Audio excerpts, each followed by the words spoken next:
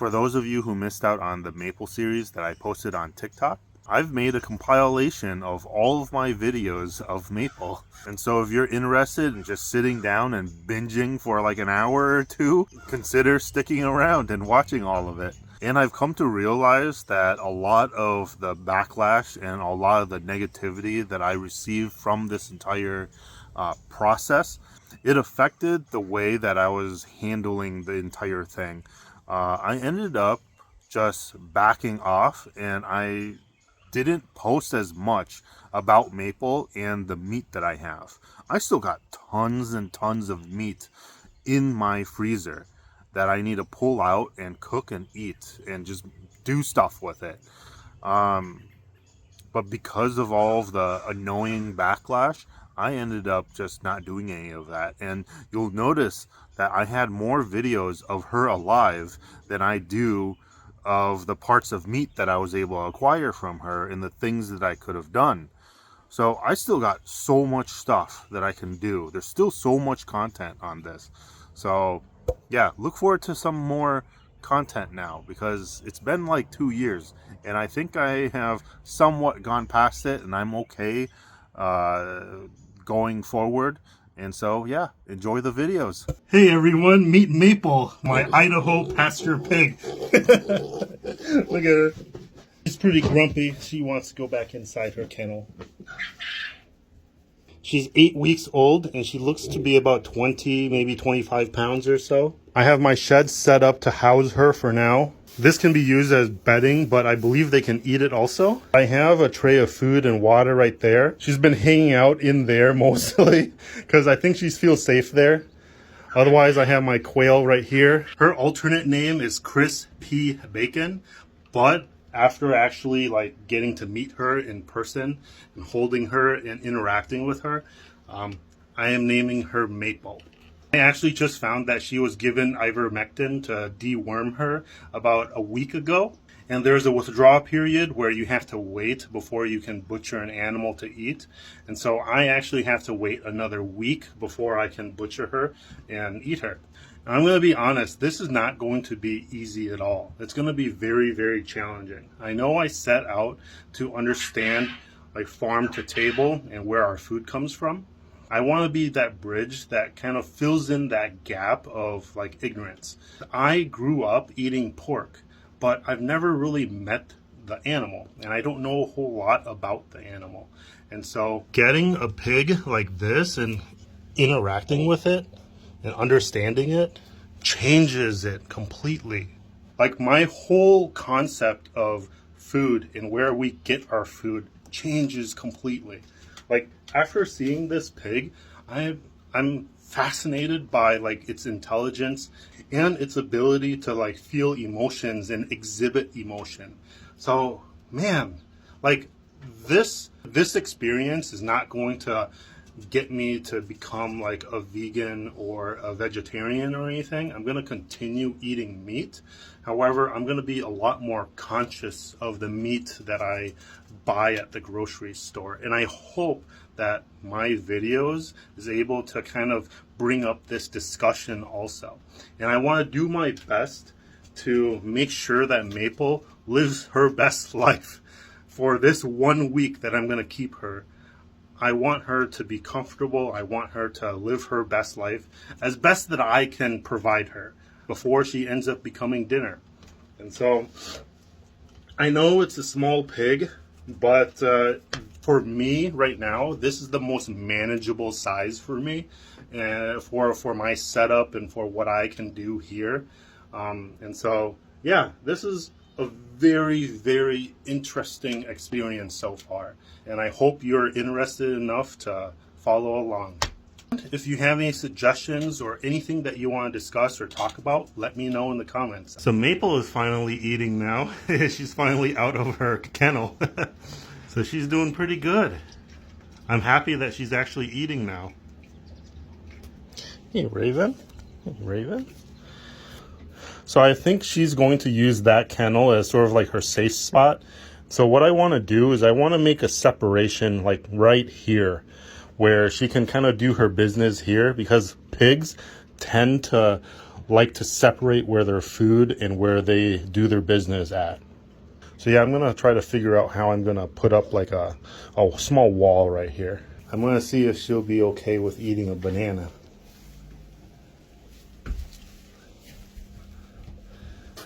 Looks like she's still kind of scared of me. But I'm really happy that she's up and about. she's retreating. She's retreating. I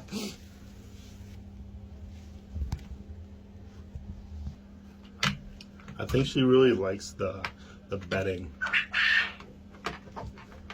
Leave this here for her. And she's just gonna lay here. Put this con bedding in, and so she seems to really like it.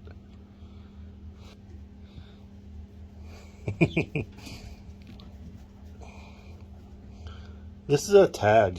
I think I can remove it, I think, but I'm not really sure. What do you guys think?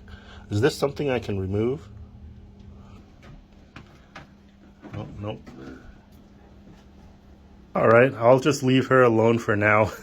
She seems to be doing good though. Let's give Maple some treats.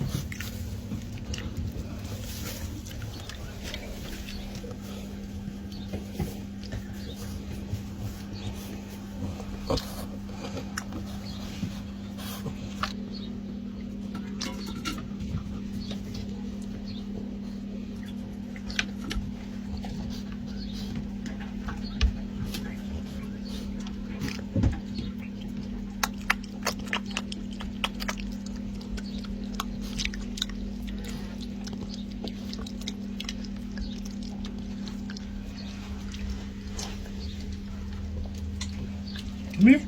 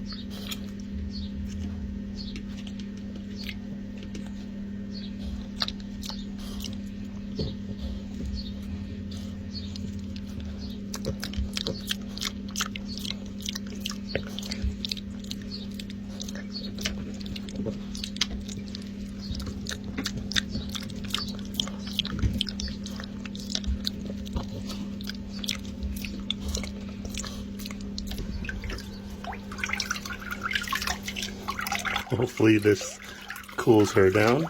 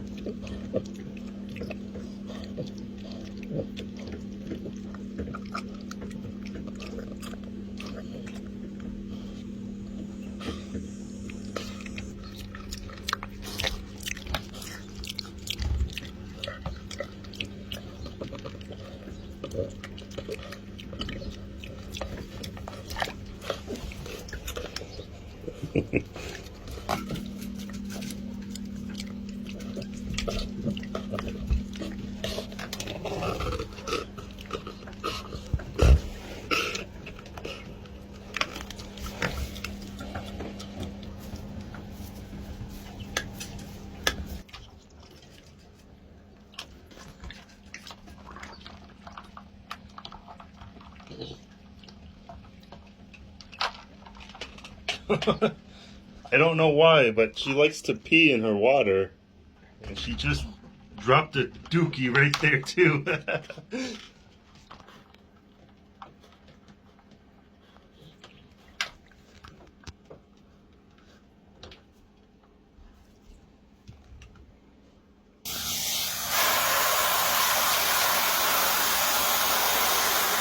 All right, there we go, a new tray of water.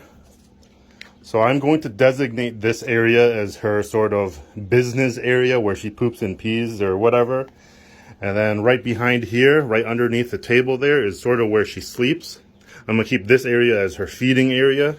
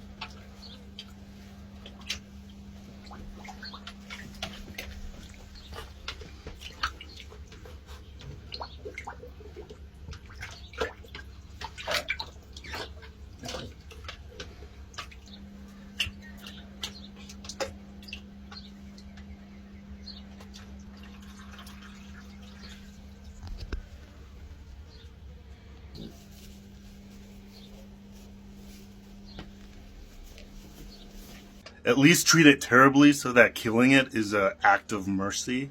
So you're telling me that I should not respect and have compassion towards the animals that I'm raising just because I am planning on butchering and eating it?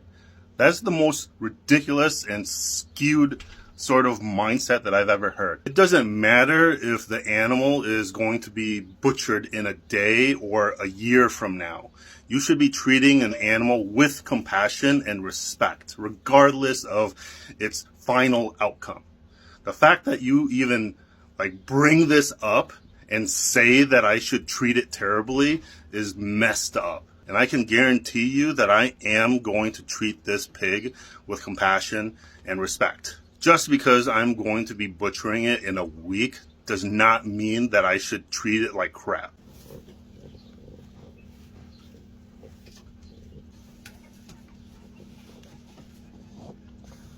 So when the time comes, I'm going to be using this tool here to scrape off the hair and clean the skin. I'm not sure if I'll be removing the hide from the body right away. I think I'm going to actually be keeping it on while I'm butchering it. My plan is to use boiling water to scald the skin and then use this to scrape everything off. As far as the hair goes, I might actually keep the hair if it's possible to be used for some sort of project. I'm not entirely sure yet, but I'm pretty much going to be keeping almost everything from the pig. All of the internal organs. I'm going to eat the heart, the lungs, the liver, even the intestines I'm going to be eating because you... Okay, Joffrey. Okay, I lost my train of thought. Come on. So the intestines can be used to make sausages. It's like a natural casing. Or you can literally just chop it up and eat it as well. And the hooves can be eaten also. You can cook it down to make gelatin even. The head, the snout and everything could also be used to make head cheese, which is really interesting. And so I want to do that. I might keep one of the small hindquarters to make like a prosciutto of some sort. Even the ears can be eaten. You can make sort of like a meat salad sort of thing with like vinegar, salt, and some other seasonings. Since she's so small, I don't know if I'll be able to like get bacon done or anything like that, but I want to cure some of the meat and preserve it. So like the prosciutto idea is actually pretty good. And a lot of people have been saying that I should keep her for longer. And so the main reason why I didn't want to keep her for longer is because this is my shed. It's not meant to be like a pig pen. And my biggest concern was her health and happiness in the shed, you know. I would prefer that she'd be outside. But so far, it seems like she's fine. And I was also concerned about like the smell. And so far, right now, it's been like, I think 2 days or something, and it's not bad. She kind of does her business all in one corner, all in one place, and I can just cover it all up with more straw or hay or whatever, or grass here. But the cool thing is, because she does everything all in one corner, I can literally just use a doggy bag and pick it up and just toss it. And so like this pig pen is free of poop. One thing that I have been needing to do is dumping her water, like this right here in the corner. So she poops and pees all in this corner here. And this water container here is where she like stands in and she pees in it. And then she also poops in it. And so I have to remove this, dump it, and refill it like 2-3 times a day. Otherwise, these here is her main source of water where she drinks out of. And this is the container where she eats, and she's doing good. And because of all of this, now that I have a better understanding of her and how to kind of take care of a pig, I think I might be able to keep her for a little bit longer, but I don't think I'll be keeping her for months or anything. I might be able to keep her for a few weeks longer. And the reason is because it's my shed. Like, I want to finish my shed and like clear things up, and so that I can utilize my shed again. I don't want the shed to be a pig pen. But an idea is to actually make a pig pen outside. So this is the side of the shed, and so this area could actually be a pig pen, but I would have to make it in some sort of way where it'll look discreet, because I don't want to draw attention to it. That's my chicken coop. So what I can do is I can put some sort of fencing like this and keep her in here. And as long as I make sure that it's secure, I'll be fine. Because she is pretty good. It doesn't seem like she's like running around and stuff like that. She moves around pretty like slowly, but I think it's on purpose. She doesn't really care to run around and play, really, I think. So the most active that she is during the day is whenever she's eating. So after she's done eating here, she's probably going to go over here, do her business, and then she's going to go over there, drink some water, and then she's going to go back behind there, and then just going to lay there and sleep. And the only time that she'll come back out is this afternoon when I feed her again. But it would be really cool to have something set up over here. That would be really neat. Or I could even put up like fencing around here too, because this is all like lamb's quarters and stuff like that that she could be eating and foraging. I might actually like put her on a leash or something so that I can like keep control of her and let her kind of forage around too. That would be really neat.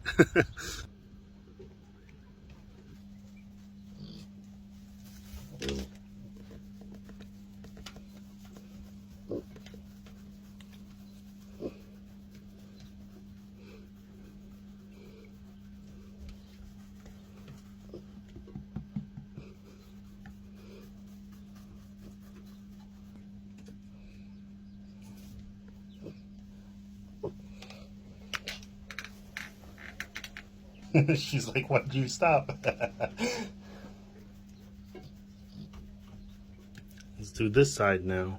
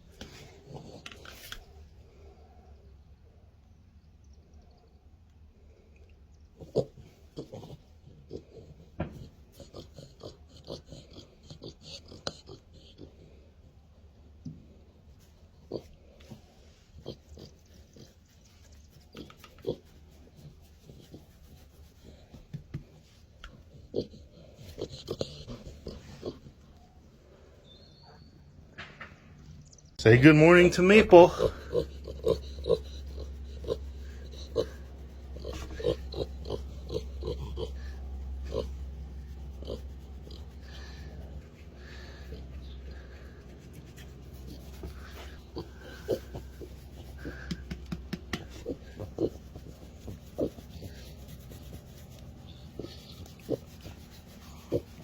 Just making sure she's living her best life before it's slaughter day.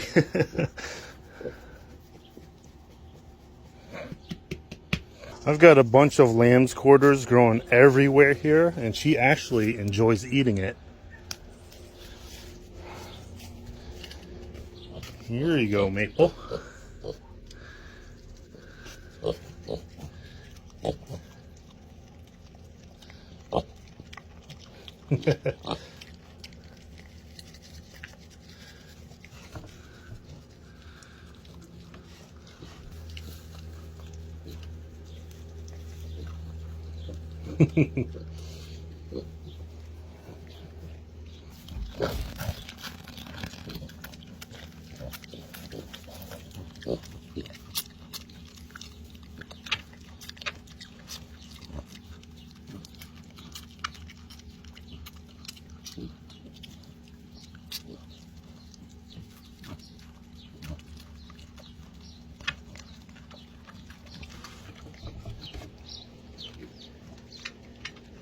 Hey, Maple. Oh, look at that. Good morning. How you doing? Come here, Maple.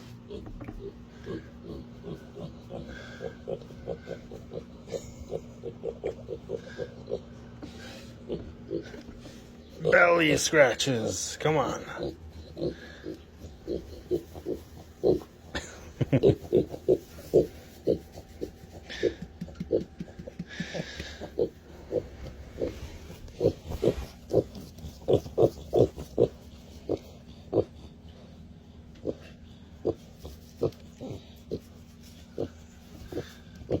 She's getting big.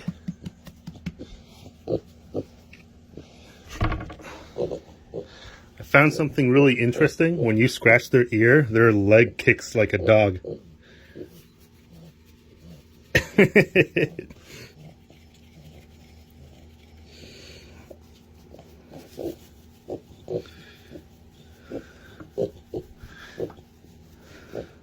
This is the feed that I give Maple. It's a pig row and finish pelleted feed. I don't really know how much I'm supposed to be giving her, but in the past couple of days, I've been kind of monitoring how much she eats and keeping sort of like a mental note of how much I'm actually giving her. I'm just grabbing like handfuls like this and putting it in her tray. So that's 3, and that's 4 handfuls. And then I put water in it, like this, and let it rehydrate. Maple, stop that. Stop that. That's not food. She's biting my toes. So I'm gonna let this rehydrate into sort of like a mash.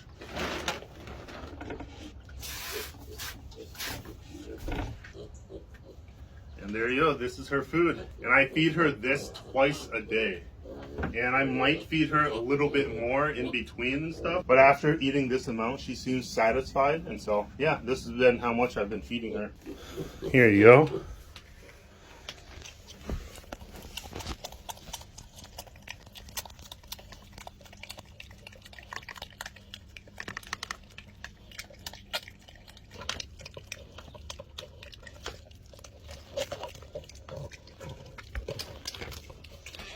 She likes stepping in her food like that.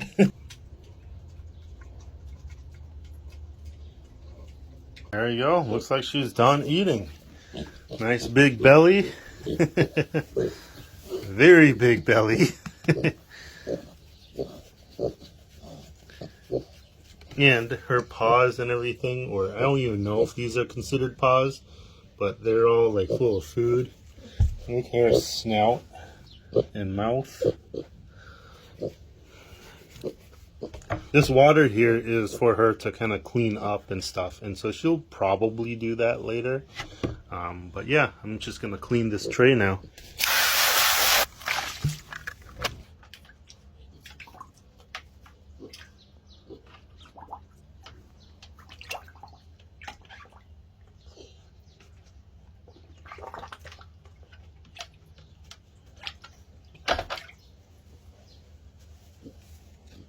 And there you go. She's dropping deuces in the corner.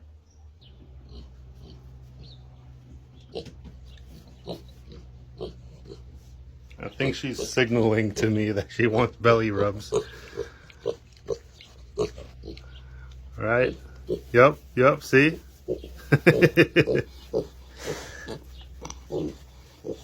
See, so she's cleaned up now. Her snout is good, and her paws are good too. See? Stepping in the water helps.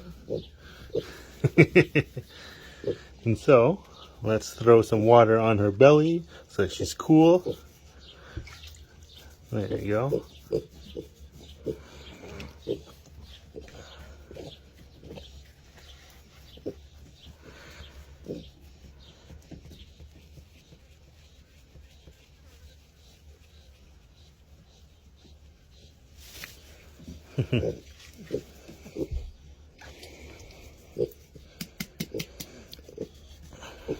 There you go.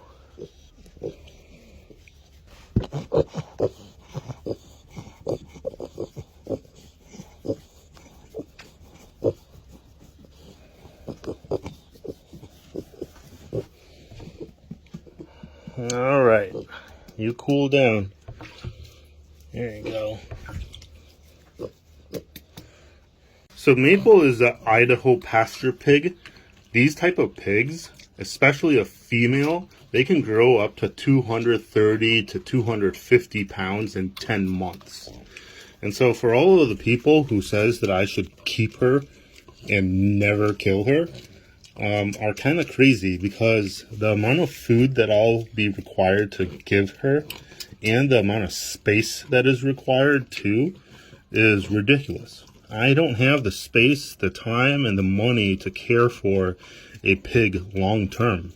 If you want to help, you're more than welcome to, but Maple is only going to stay around until the end of July now, because she's relatively clean.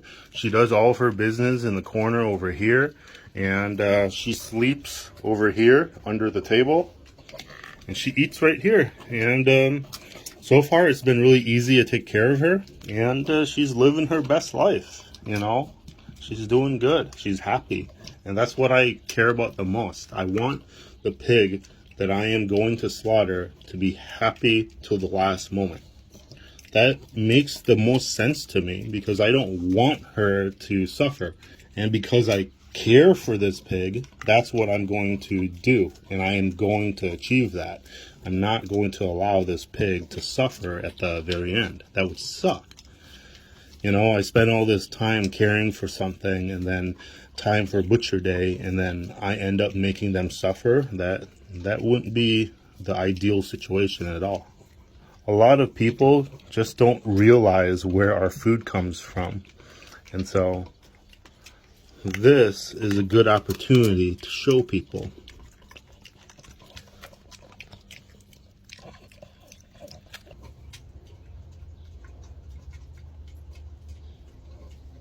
Maple.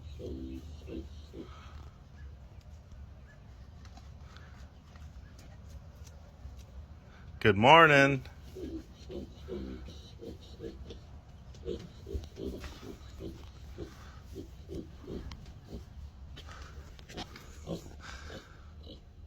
Come here.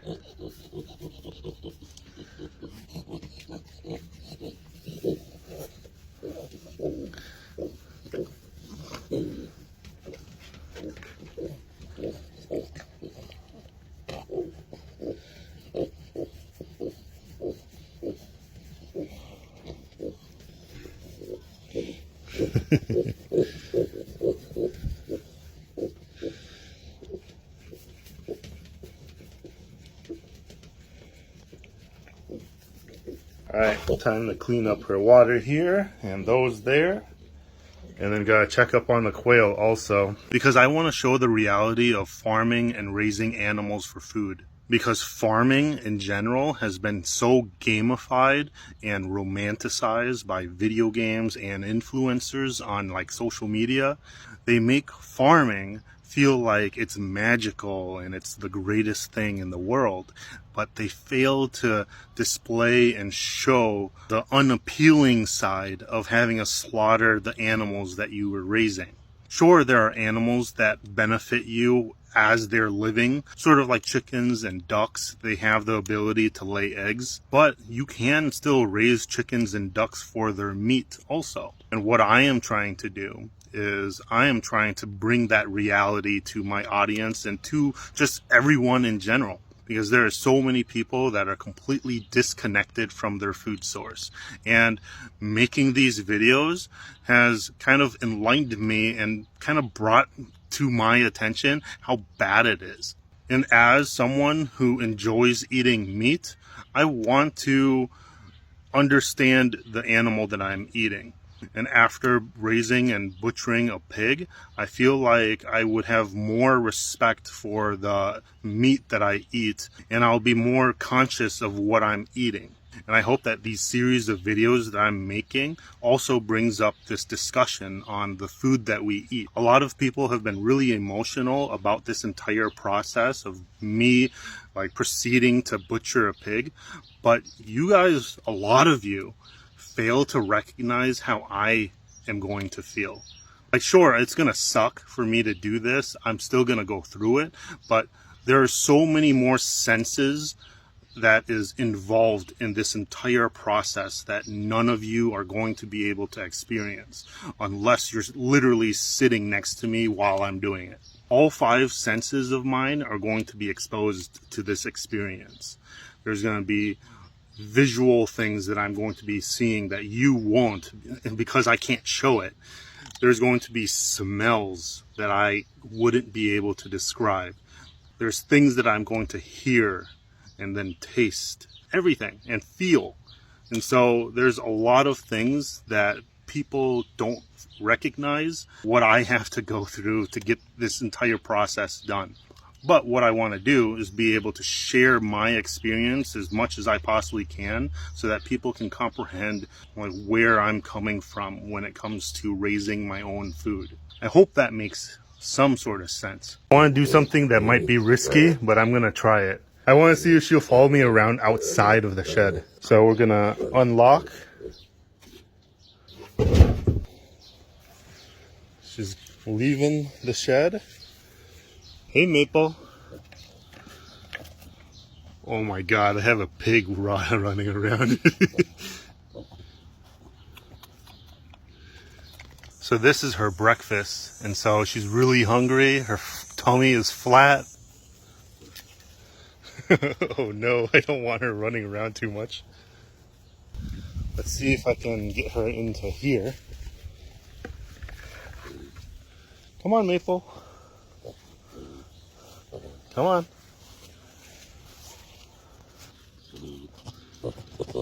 You can find your food. It's over there. Okay, she's following me. Okay. There you go. Oh, she's eating the lamb's quarters.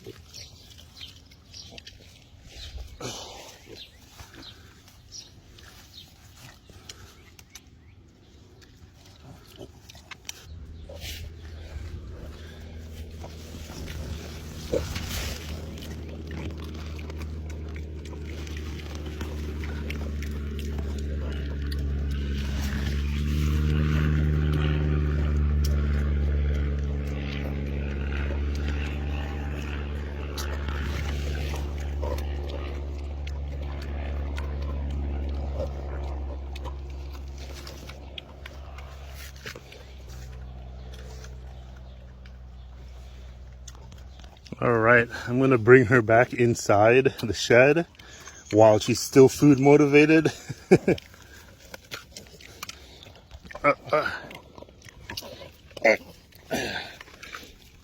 Maple, come on, let's go.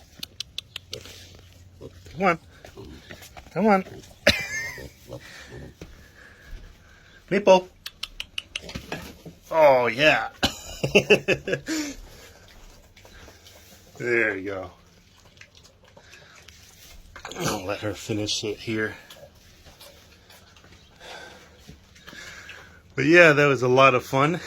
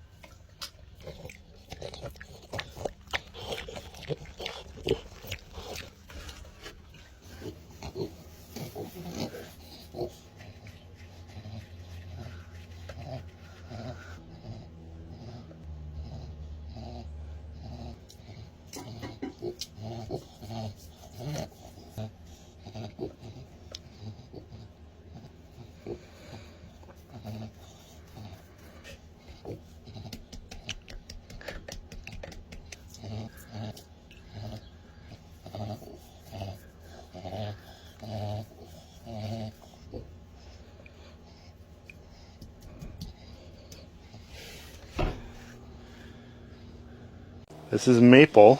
She's gone way bigger. This is Raven. You guys know her. I have several plants. I have like 6 or 7 plants. I'm gonna eventually put in a door. Her belly, I feel like, has stretched out a lot. I have 8 quail, and I found out that I have 2 males. Come here. Oh, oh my god. Oh. I want to do like a shed to tiny home conversion. I can't believe this happened again. I sprained my lower back. God. Oh. It almost hurts sitting down more than like standing up and moving around. This has happened to me 3 times now this year. Happened 2 other times. So like in January it happened, and then in March it happened. And I would be out of commission for about 2 to 3 weeks or so. Like I am completely immobilized almost. Like I can still like stand up, move around, and do stuff, but I'm just in constant pain because of my lower back. This entire year, I have been trying my best to focus on my health, and it's been such a challenge when stuff like this happens. Like it just puts me out of commission, and then it puts me in a different sort of mindset. You know, I'm bummed out and I'm in pain and I don't want to do anything. And then I end up just bed rotting every day, you know, and not doing anything. And it sucks. Yeah, it's been tough. But yeah, enough of this rant. Let me show you and kind of update you on what's been going on around the shed. So let's start with the biggest piece of news, I guess. This is Maple. I've had Maple for about 2 weeks now. She has gotten bigger since I got her. She just finished eating a moment ago, and so she's kind of exhausted. I usually get this tub of water filled up, and she usually either like drinks the water or pees or poops in it. She usually just does her sort of bathroom business in this corner here. And then she also does it in that corner. And then these containers here usually has water, but she usually just flips them. But yeah, she has gone a lot bigger since I got her. But yeah, she's drinking the water now and kind of clearing her nose, I think. So Raven has been doing really well. She actually just recovered from a GI tract issue again. Like this happens very, very often. She always runs into these problems. She actually ate a, what was it? An oxygen absorber like a week ago. And I wasn't aware. Noticed in her stools was the oxygen absorber. And after she passed that, everything was fine again. I have basil that's growing here. Yeah. So I have basil growing here. Some basil. I have several plants. I have like 6 or 7 plants, or 8 plants, I think. There's 4 here, and then I think there's 4 kind of further back there. And then I have tomatoes. These right here. Yeah, my back. Oh, fuck. Oh, this is so challenging. So, yeah, tomatoes right there. So this is one tomato plant. And then I have some tomatoes here, here, and here. But the problem is I didn't cut like the smaller plants. So there's literally 3 plants growing, or 4 of them growing right next to each other. So I need to actually prune them and cut away like the weaker or smaller ones. Same with these here. Like this is 2 tomato plants, and I should cut away this one right here. Oh, yeah. I have a bunch of lamb's quarters also. This is probably one of my favorite wild edible like foraging plants. Like literally growing everywhere here. All of this green that you're seeing, all of this, that's all lamb's quarters. And then you'll see like this really big plant here. This really tall plant right here. This is about 6, maybe 7 feet now. This is called sunchoke. This is also called Jerusalem artichoke. This is sort of like a sunflower. So eventually, I don't know how higher it'll grow, but apparently it grows pretty tall. And then it'll grow like this yellow flower. It's going to be really, really cool. The cool thing about it is people grow these to eat, actually. They grow these tubers underground, and they're similar to potatoes, but not really. And people also like joke around and say that they're called fartichokes because there's a chemical compound in the tubers that make you very gassy. So you fart a lot. But there are ways to counteract it. But yeah, this fall I'm going to be harvesting all of the Jerusalem artichokes or the sunchokes. So the quail. I have 8 quail, and I found out that I have 2 males. And so, yeah, I have been pretty lazy, and I haven't really done a whole ton with the quails. I've kept all of the eggs in here for a while now, and I want to see if they're capable of hatching these themselves. But yeah, they're doing fine. As long as I keep 1 male in here, they're fine. They do fine. I have Maple's food right here, and I'm actually going to bring it out here. I want to bring her out here and just let her kind of roam around a little bit. It's a little risky, but right now she's hungry and she's food motivated, so it's easier to kind of maneuver her around. So yeah, let's get started.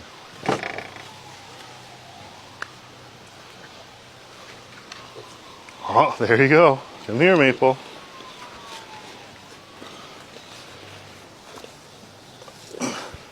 There you go.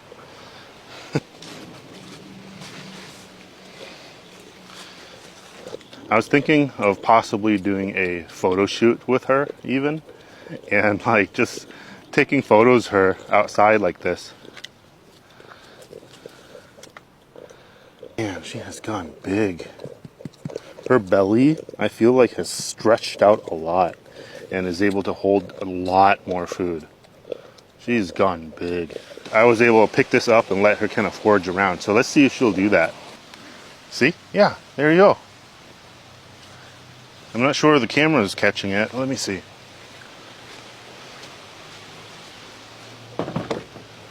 I have her food, so she's following me around. She can run really fast too if I let her. Come here. Oh, oh my God. Yeah, she's gone big. I'm gonna see once like my back is better. I'm gonna see if I can pick her up and like step on a scale and then kind of measure my weight. And then from there, I'll step on the scale by myself, and then I'll just take the difference, and I'll know how much she weighs. I'm gonna try to get her back into the shed. All right, Maple, come on. Oh. Oh. Oh. There you go. That's basically it. I hope you enjoyed the video. This is just an update video. There's a lot more to come. I have like an intro video of me picking up Maple, but I still have to piece everything together and edit that. So I'm gonna get this video up first. And so, yeah, I hope you enjoyed it. Please consider subscribing if you haven't already. Check out some of my merch on my Spreadshop, and I will see you guys next time. This is Maple, my Idaho pasture pig that I'm going to be slaughtering and butchering at the end of the month. Idaho pasture pigs like her can grow up to 250 to 350 pounds in 10 months. And so no, I am not going to be keeping her as a pet.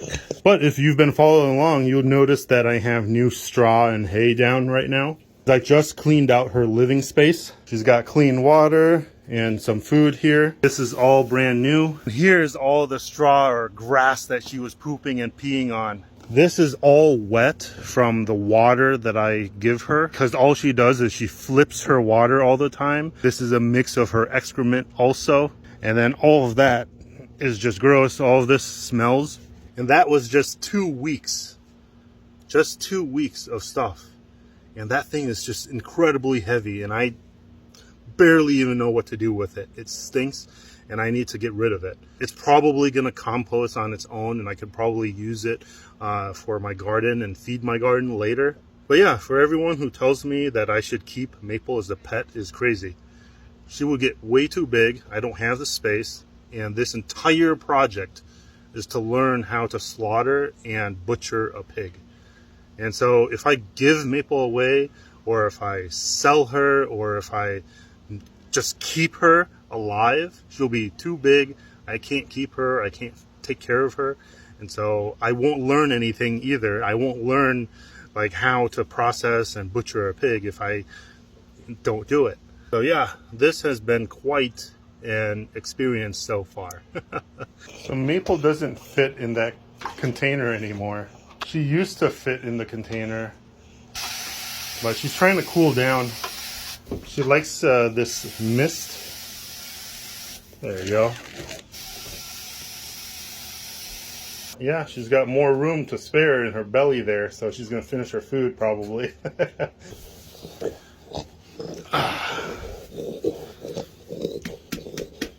She's gotten so big though. I'm going to be cleaning up Maple's living space today and making sure that everything is nice and clean and dry and comfortable for her again. So I have a container of food here. There you go. I'm going to stick it in the corner. See if this works. Okay, Maple, come here. Here. Over here. Come here. Over here. Oh, she's getting confused. Here, come here. Ah, there you go. Holy crap, she's gone really big compared to what she was before. There you go. So, there you go. I'm just going to keep her in here. I'm going to move it slightly. Hopefully she doesn't freak out when she's done eating. And I'm going to keep her in here until I'm finished. It shouldn't take too long. This is how it looks right now. I have her water here. And there's like a layer of just wet, like grass, hay, or whatever this is.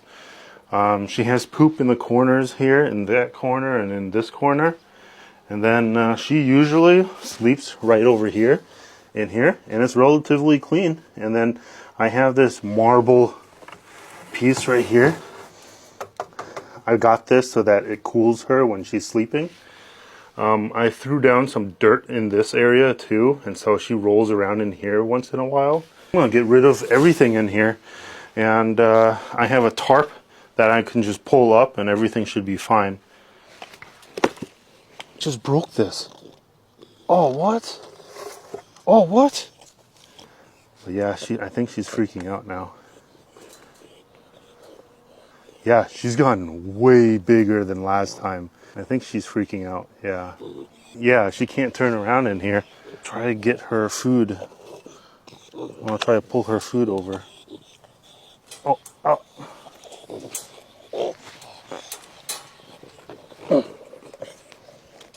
There you go. Yeah, she tried to turn around and she couldn't. She grew in length. So like she's a lot longer than she was before. I want to get this done as fast as possible because I don't want to put too much distress on Maple.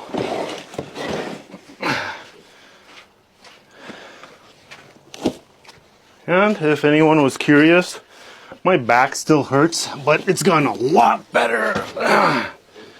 The quail, oh man, it's heavy.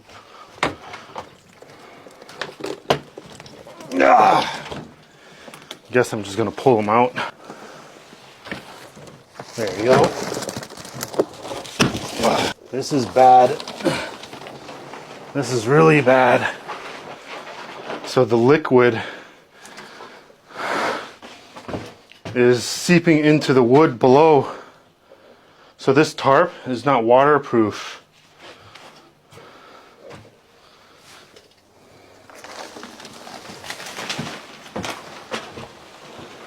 It stinks now really badly in here. Oh my God, I can't even do this. So now I've learned this the hard way.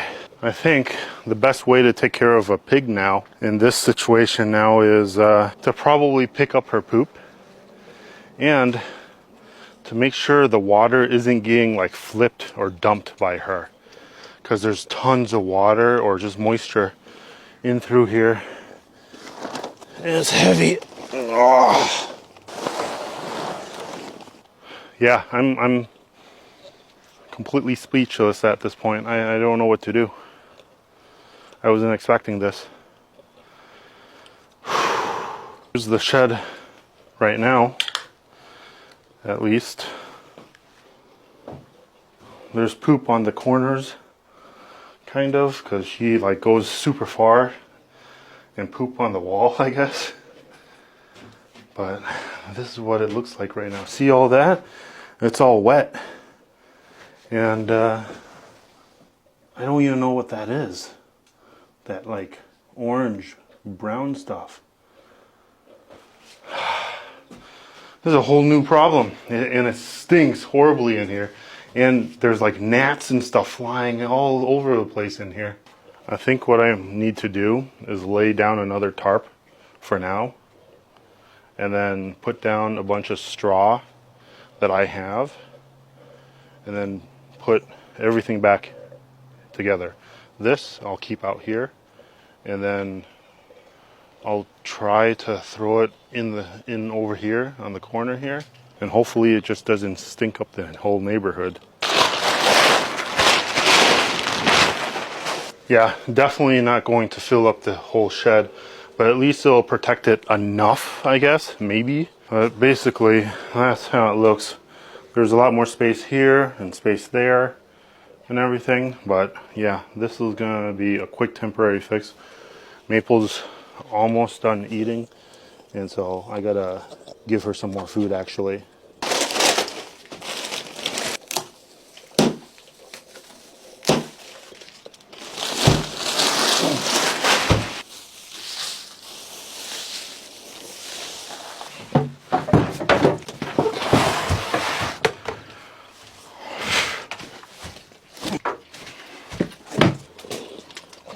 Oh God, she's heavy. There you go. I need her to come out now. All right, come on. There you go. Good. So I'm gonna prepare the other half of her food now. It's been half of the month, and she's a little further down than half of the bag of food already. So she might actually end up finishing the food before I slaughter her. 4 large handfuls is usually what I do. So this is 2 large handfuls. Now I'm gonna put water in it, like that, and let it rehydrate. All right, there you go. Okay, that's good. All right. We're all set here. Yeah, this whole thing, I'm gonna cover it back up. I'm gonna probably pull it over there, and I'm gonna call it a day. Like, this is as much work as I'm gonna put into this today. So, there's a shot of Maple before I leave. She's doing okay. She's doing good. There you go. And in a day or two, I'm going to see if I can spend some time clipping off this tag here.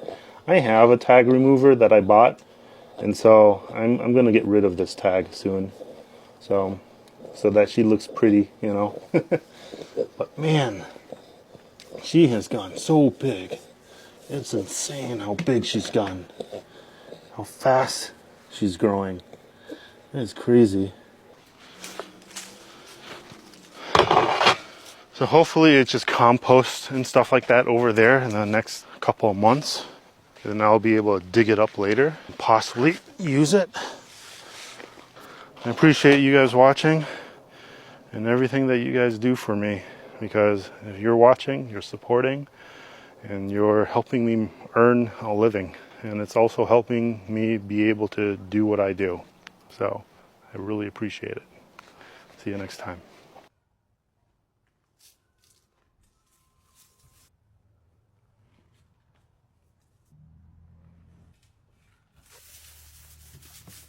I've been raising this pig for 22 days now, and she's grown double in size. This is Maple, my Idaho pasture pig. And the purpose for this project is to just better understand where my food comes from, farm to table. And the value that I'm going to be getting from this entire process will be the slaughtering and butchering process. I'll be keeping nearly everything, and I'll find ways to preserve the meat.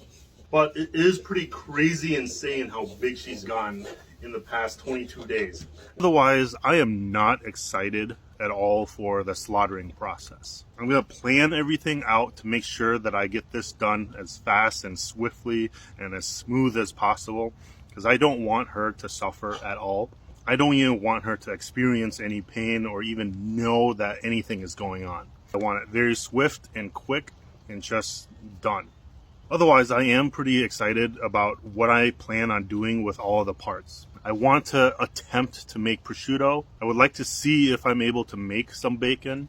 I'm going to use the ears. The intestines can be used and eaten. The snout and the head could be used to make head cheese. Even the feet can be pickled, but I might just braise them and slow cook them and eat them. Or I might just keep the whole like hindquarter or something for the prosciutto. The liver, kidneys, stomach, even the gallbladder, the lungs, the heart, pancreas even, and literally everything is going to be kept. I'm going to even keep the hair too. The hair is probably going to be the only thing that is not going to be used as a culinary thing. So the hair, I'm going to probably use it to make like fishing lures or something like that. Otherwise, everything else is going to be strictly for culinary uses. So people have mentioned to like use certain parts as bait for fishing or something like that. I might do that, but for the most part, I want to keep everything as a culinary item to cook and eat. So yeah, this entire process is going to be quite a learning experience, and I'm pretty excited. Yeah, Maple has grown double the size. I don't know how much she weighs right now, but I'll try to weigh her tomorrow or something. But she has gone incredibly large compared to what she was in the beginning. And if you want to follow along and see like the end result of everything, keep an eye out on my YouTube at the end of the month, or maybe even early beginning of next month. So yeah, thanks. Just got this shallow container for my pig Maple. I'm going to fill it up with water so she can lay inside of it. Because this container here is too small for her now. When I first got Maple, she fit in this container easily. Now she's too big for it. Okay, Maple.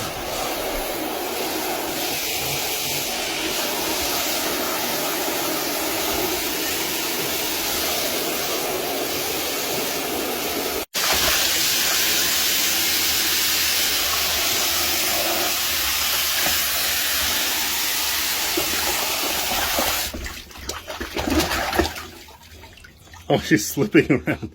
But it looks like...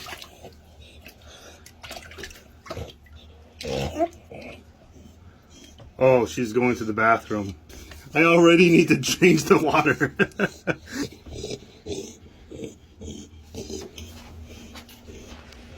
Alright, let's just cool her off with some mist. Put a harness on my pig Maple, and I'm gonna see if I can walk her around. I can't believe I'm doing this. So the harness fits perfectly. Like, look at that. It fits perfectly. I'm walking a pig. I can't believe this.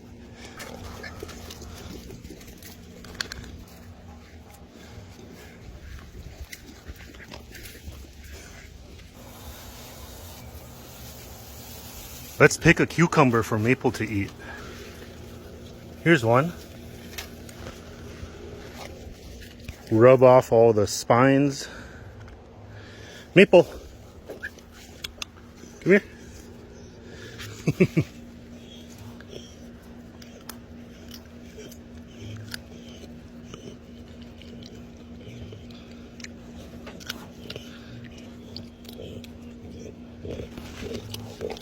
She enjoyed it.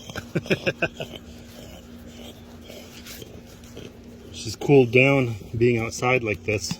That's good. Let's bring Maple out and feed her and water her.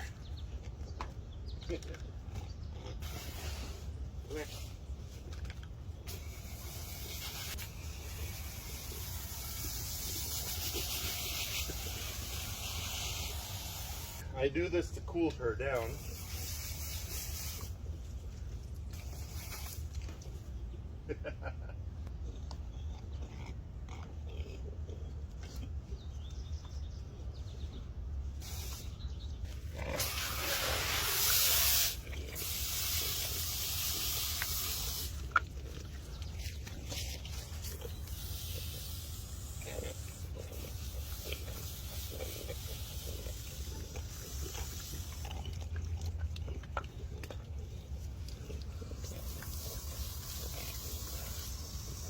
Yep, she's cool.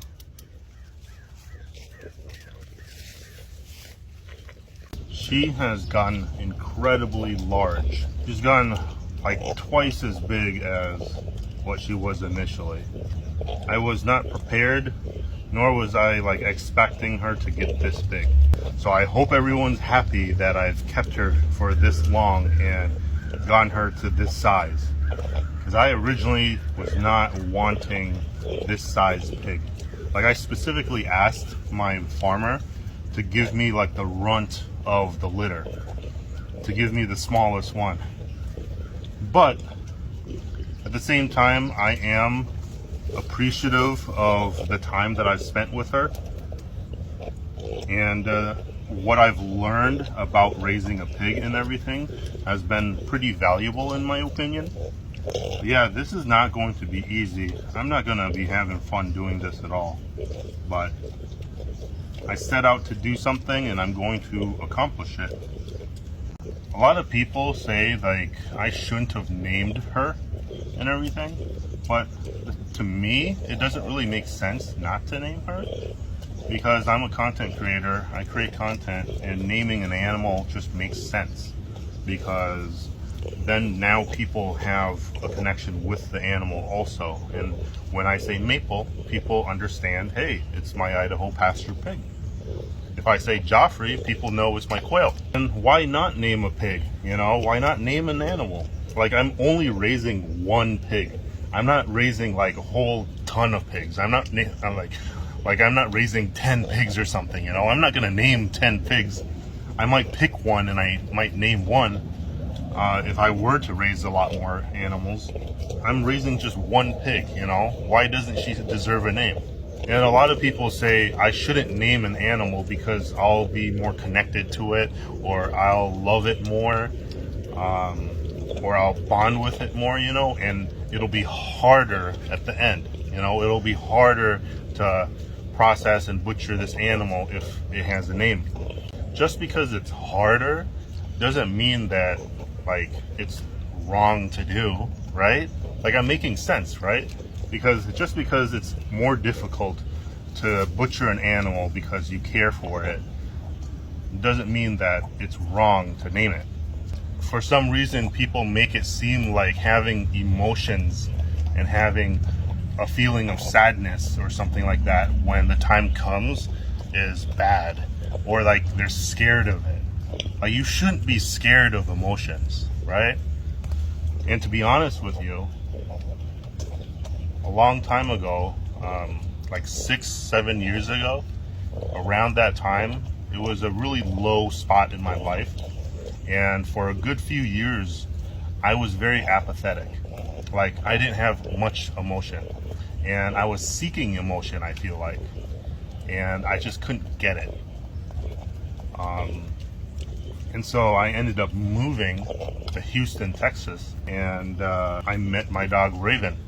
And I think Raven was the one who kind of saved my life, because I have grown to love and care for that dog. and I am no longer apathetic. I'm no longer like emotionless, and I have emotions again, and I can care for things, you know. So having emotions during a slaughtering process of an animal that you care for is not wrong. So I just want to make that clear, because so many people think that it's wrong or bad to have emotions. Yeah. She's eating some of the lamb's quarters here too, so it's cool. She's able to kind of forage around and enjoy herself. See, this is what I've been wanting for a very long time. Like, I've wanted to raise a livestock animal like this and kind of get a more realistic feeling of what it is like to be a homesteader, what it's like to have to raise an animal to slaughter. Like, it's not a fun thing to do. You can ask any like farmer or any homesteader and they'll tell you, like, it's not a fun thing to do to have to slaughter an animal that you've been raising. Because I've raised chickens and I've processed them, but chickens, for some reason, it just feels a little bit easier because it's a bird, you know, because their anatomy is so different from like a mammal that it's a little bit more challenging, I think. It's more challenging to process like a mammal, in my opinion. She's like digging up the roots and stuff. There you go. She's doing what all pigs should be doing. She's digging up the roots of my plantains that I grow. So these are broadleaf plantains. These are really good like medicine also. Great for like insect bites and stuff, but they're edible. And it's cool that she's actually eating it.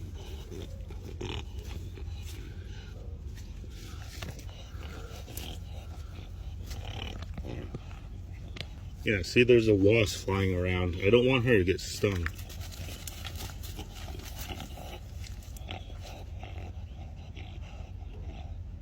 Okay, I think she's okay.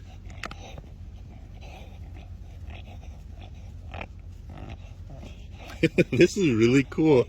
You know, she's digging stuff up with her nose. Look at that.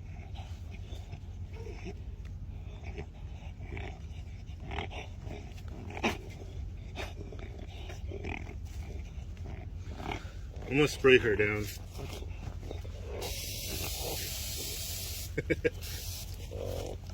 Yeah, see? Like, she's dug up the dirt here. Like, this is what I would want in like a pasture or something. Like, I would kind of fence her off and then let her just kind of do her thing, and she'll till the land. That's what's really cool about animals like this. Like, watch her till the land. Look at that. That's so cool. Like, she's eating the plantain and she's digging it up through the roots and everything. And her snout is almost like a shovel, and she's like digging it up.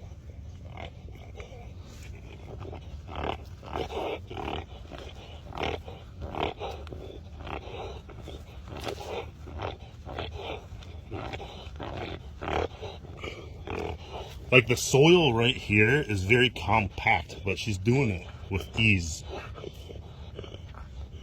I'm not entirely sure what she's looking for, to be honest. Maybe she's eating the roots?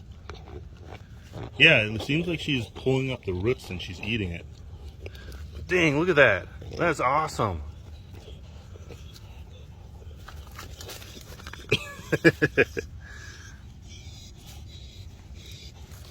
See? She's enjoying herself. Oh, need the scratches.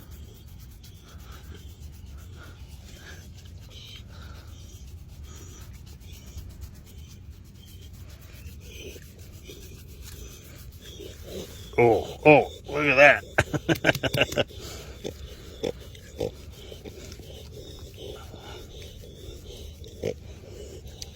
Man, I am going to be sad when she's gone. It is going to suck. This process is not going to be fun at all.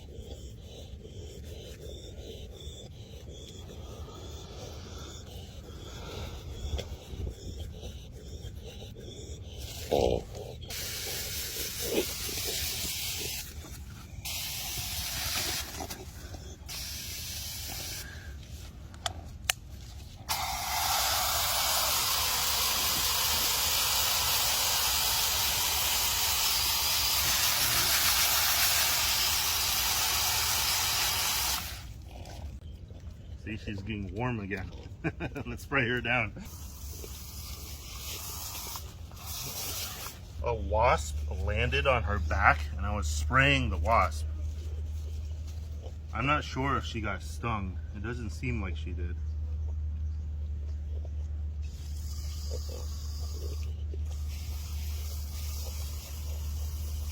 But I killed the wasp, so we're good.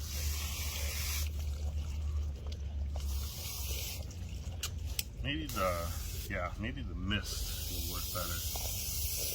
There you go. Hey, don't kill my tomatoes. Come here. Maple, come here. Oh no. Come here. Okay. So I've got some random tomatoes growing over here in the corner over here. Because like I was just too lazy to plant them over there. I just kind of dropped them in here and they've been growing. I got some cherry tomatoes here and some more tomatoes in the back here. I've been thinking about Maple's slaughter day all morning and I've been trying to plan things out to make sure that I have everything situated. This right here is going to actually be inside of the shed. This is where I'm going to hang her and collect the blood. But I'm going to have this inside there, and I'm going to be removing the quails so that I have more space to get things done here. I'll bring her over here, and I think I'm going to build a station over here where I'll be able to scald the skin so that way I can scrape off all the hair. And this is going to be the butchering station. So here's the cutting board, and I have these containers. And I think what I'm going to do is I'm going to use these to hold the organs and then possibly the head over here. And another concern of mine is going to be the wasps and the flies that are going to be flying around. As much as I want to get like a large tent to kind of get everything covered up so that way the flies and all of that don't bother me, I don't know if I want to spend that much money on a tent. And it'll just make things a lot harder to film also. And so I'm trying to visualize and figure everything out in my head and plan things out. I know things might not go as planned, but I want to still get this kind of visualized so that way I have a better idea of how to get things done more smoothly and just streamlined, because I don't want to be sitting out here struggling and trying to get this done. So I know like the butchering station right here is mostly just going to be removing the organs to keep. I'm very likely going to be removing the head to keep also.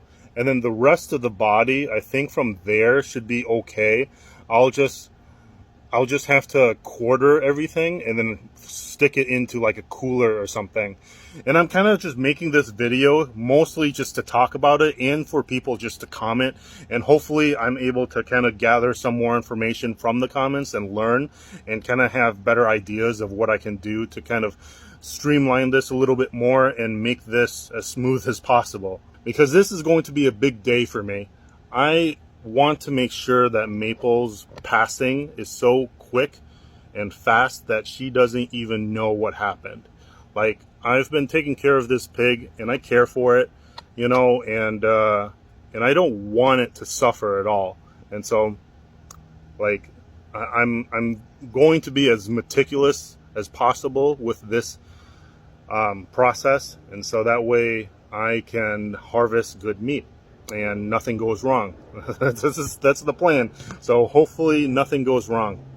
I have a question about cooling meat down after slaughtering an animal. I don't have a whole lot of fridge space, so I'm not entirely sure if I'm able to throw the meat into a refrigerator. So would throwing the meat into a cooler with a bunch of ice work? And would it be okay to just throw in a bunch of water and some salt also to draw out more blood?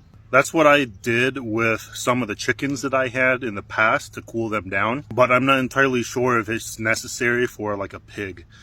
So I might have to end up getting like a brand new, larger like cooler and make sure I sanitize it and get everything prepared ahead of time. Because this entire thing is going to be a multi-day project, because I'm going to be processing all of the internal organs and stuff and cleaning it also, because I'm keeping the intestines. I'm keeping everything, literally keeping everything. I'm not tossing away anything really, because I'm going to try to figure out ways to utilize everything. And so it's going to be an interesting project. I am getting rid of the poop though. I'm not keeping that. Good morning, let's feed Maple.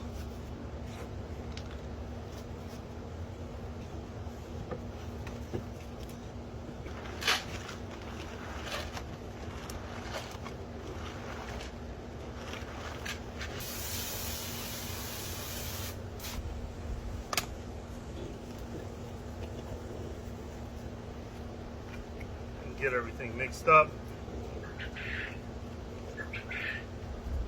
Let's go. There you go. There you go. Let's bring her over here.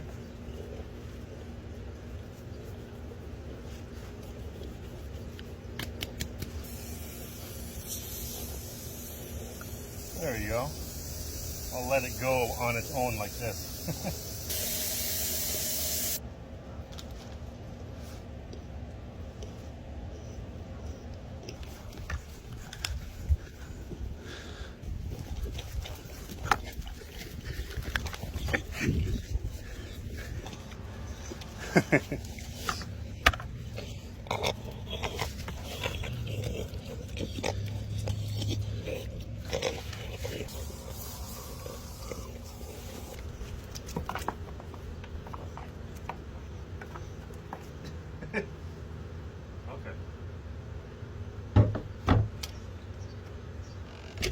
It's Maple's third meal of the day, so let's bring her out.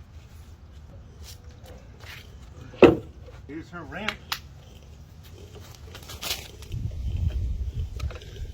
Not bad, that works very well.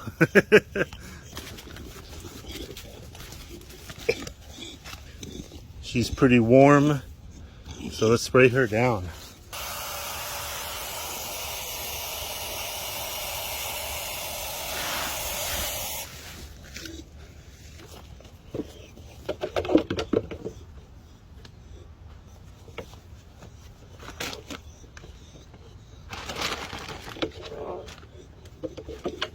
Yeah, so whoever told me to use this as her ramp to go up and down, that is perfect. 1, 2, 3, 4, 5. There we go.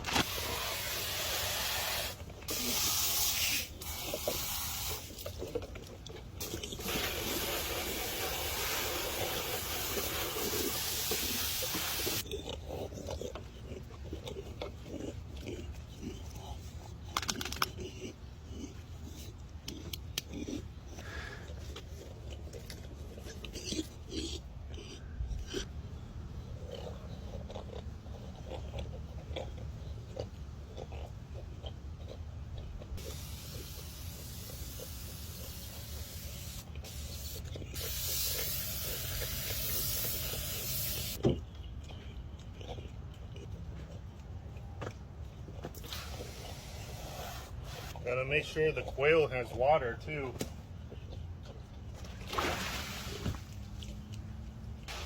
See, all this work that I'm doing to care for a pig like this, of this size, is ridiculous. And a lot of you want me to keep her for longer. You must be crazy.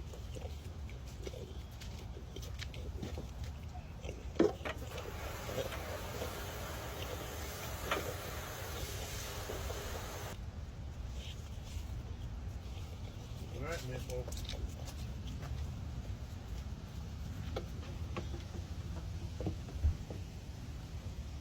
That ramp, this is perfect, seriously. There you go, fresh food and fresh clean water. She hangs out in the water actually. She uses this sort of like her bathtub and she lays in it to cool down. So she's doing good. This is a livestock tag remover. I'm going to be using this to remove the tag on Maple's ear.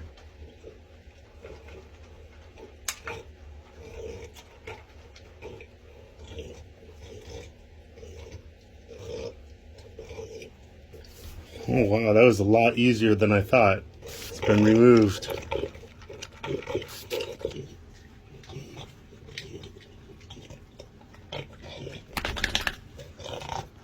There you go. She has a hole in her ear now.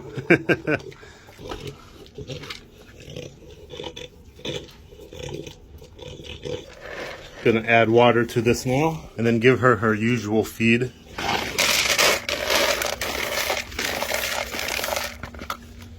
She's upset she doesn't have her food. Okay, Maple, give me a second.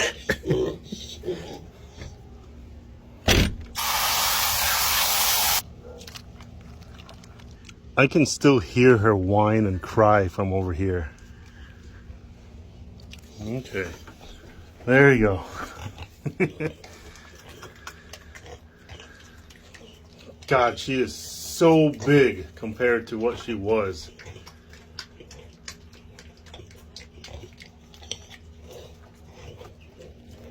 You see this hind quarter on Maple?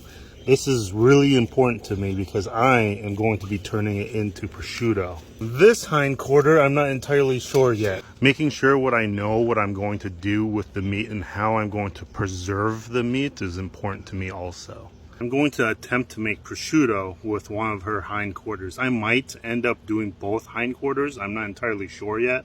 And the benefit of doing this with Maple is the fact that it's a smaller hindquarter compared to what is the typical sort of prosciutto that's made. And so I want to experiment with this. I want to see if it would be a lot faster to produce and it'd be smaller, almost like a single serve prosciutto like leg or something like that. And typically you would have to let prosciutto hang to dry for about a year or so, and so it's a very, very long process.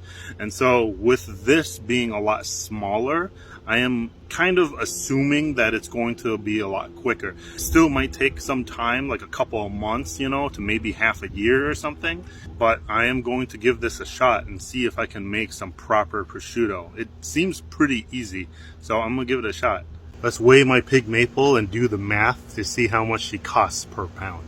She was surprisingly very calm when I picked her up.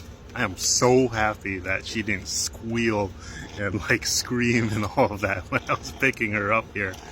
She is up against my chest completely.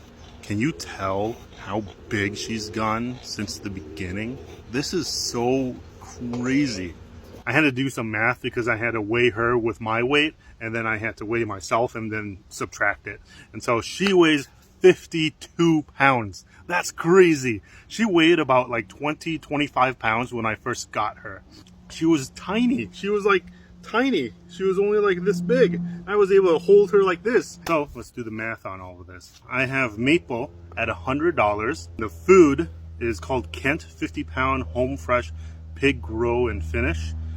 The food is 16% protein. I bought 2 bags of those. She finished the first bag and she's halfway through on the second bag. Each bag was $21.49, totaling $42.98. And then I bought the Timothy grass bale that cost $27.49. And then I opted for something cheaper afterwards. I got a straw bale for $17.49. Next thing is a large feed pan that costs $9.99. And then I got a small feed pan for $4.99. I got her a rectangle water tub that cost me $14.99. And then the livestock tag remover was $6. So all of this added up was $223.93. And you take that and you divide it by 52 and you get $4.30. And you round up, it'll be $4.31 or so. And so that is actually really good because I have an entire pig. I have different body parts, I have different pieces of meat, I have the organs, the head, I literally have everything. And so at the grocery store, different sections of meat is priced differently. Even the liver, the heart, and everything is priced differently.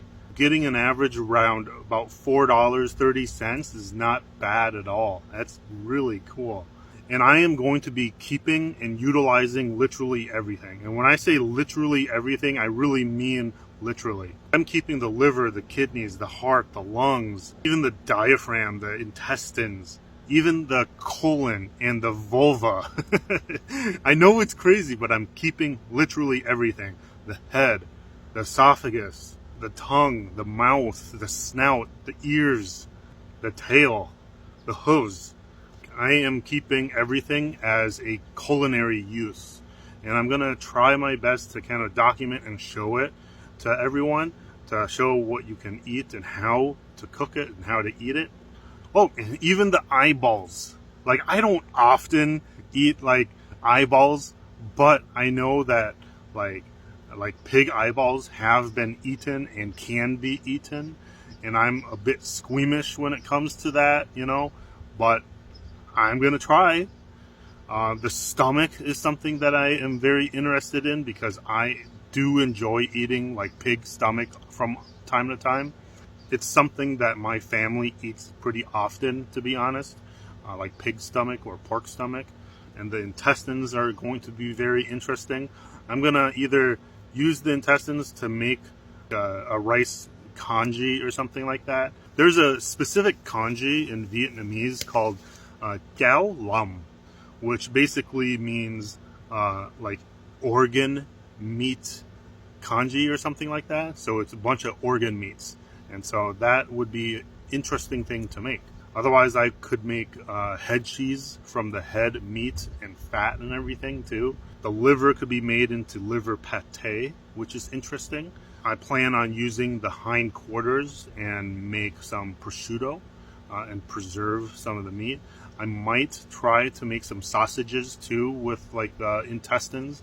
I don't know how lengthy of intestines I'll have, but I'll try to make use of it, you know, in like a sausage making way or just eating it in general. There's so much to do. There's so many different like culinary purposes for all of the parts of a pig.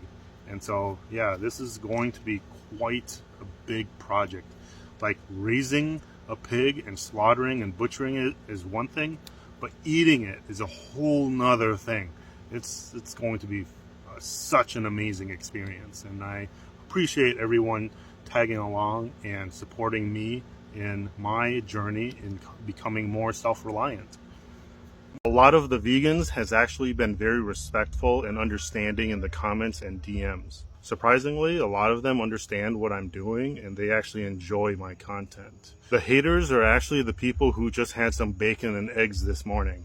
Like, I understand that people are disconnected with their food, but I have like a warning. You should respect the people that understand how to grow their own food, so fruits and vegetables, and know how to raise their own food, like animals like cows and pigs. Because if you think about it very, very carefully, the farmers, the people who provide us with food in this world, are probably one of the most important people in the world. Farmers, because they're the ones who supply us with what keeps us alive. Sure, we need oxygen, we need water and stuff, but without food, we can't have any of the things that we have right now because we wouldn't survive. Sure, we might be able to like forage and scavenge for food and stuff like that, or hunt for our food, but our world would be a completely different sort of system if we didn't have farmers. And so you really should respect the people that understand how to raise and grow their own food. Just food for thought. Let's see if we can catch Maple in the tub of water.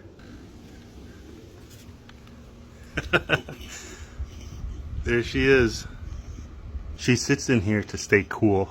And so I actually replace this water about 4 to 5 times a day to make sure that it's cool and to make sure that it's clean. But she just finished eating, and so she's just kind of dozing off. She kind of sets her head on like the edge of it. I don't see any problem with it. I don't think she'll drown in this like shallow container. I think she's been fine. And she's an intelligent animal. She's not gonna drown. At least that's what I hope. But yeah, she's doing good.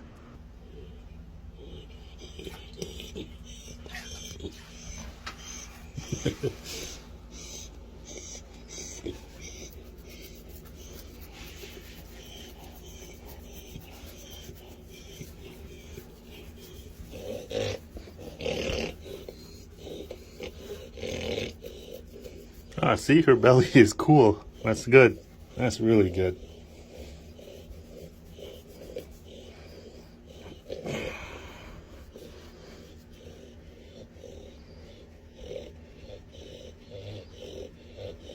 No more tag. No more ear tag.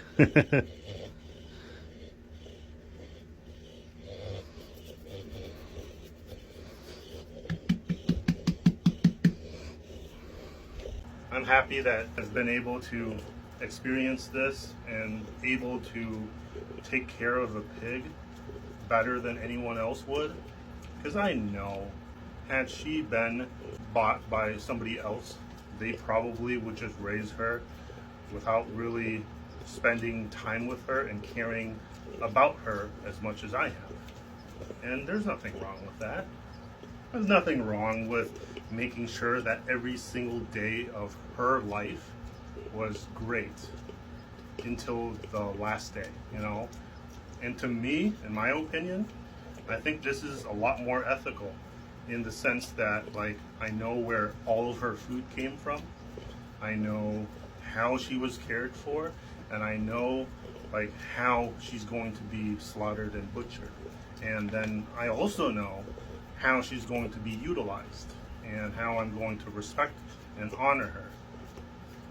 And so, yeah, this has been a very, very, like, valuable sort of like lesson and experience for me. And I'm really excited to share this with my audience and with the people who understand what I'm doing. So yeah, I am excited to see the result of this project of mine. I am going to be sad. I'm not going to be happy when she's gone, but I am going to be happy with what she can produce for me and my family. Like, sure, it's not as much as a full-size pig, but that's not the goal here. I'm not trying to acquire more meat. I'm trying to just learn this entire process, because this is not going to be the first maple. There's going to be multiple more maples. There's going to be maple 2.0, 3.0. So yeah, that is cool. This is going to be the weapon of choice when it's time to slaughter her. And use this to scratch her belly. She's got nice strong hamstrings here. Nice belly. Here's the bacon. Here's some prosciutto. I think the best thing to do would be to enchant this sword so that it's stronger. She has gone incredibly big. She is 52 pounds now. She was originally about 25 pounds when I first got her. So she's grown a lot. It's crazy. 52 pounds. That's I was not expecting that. I didn't want a pig this big, but I mean, I am kind of happy about it too, because I do get more meat and I have the ability to kind of experiment with the meat and everything a little bit better too. But I would have been content and happy at the 25-pound mark also.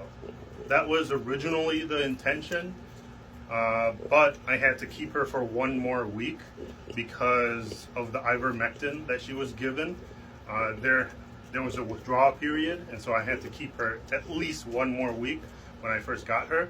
Like, initially, I was going to butcher her in 3 days, and then it turned to 1 week, and then turned into 1 month.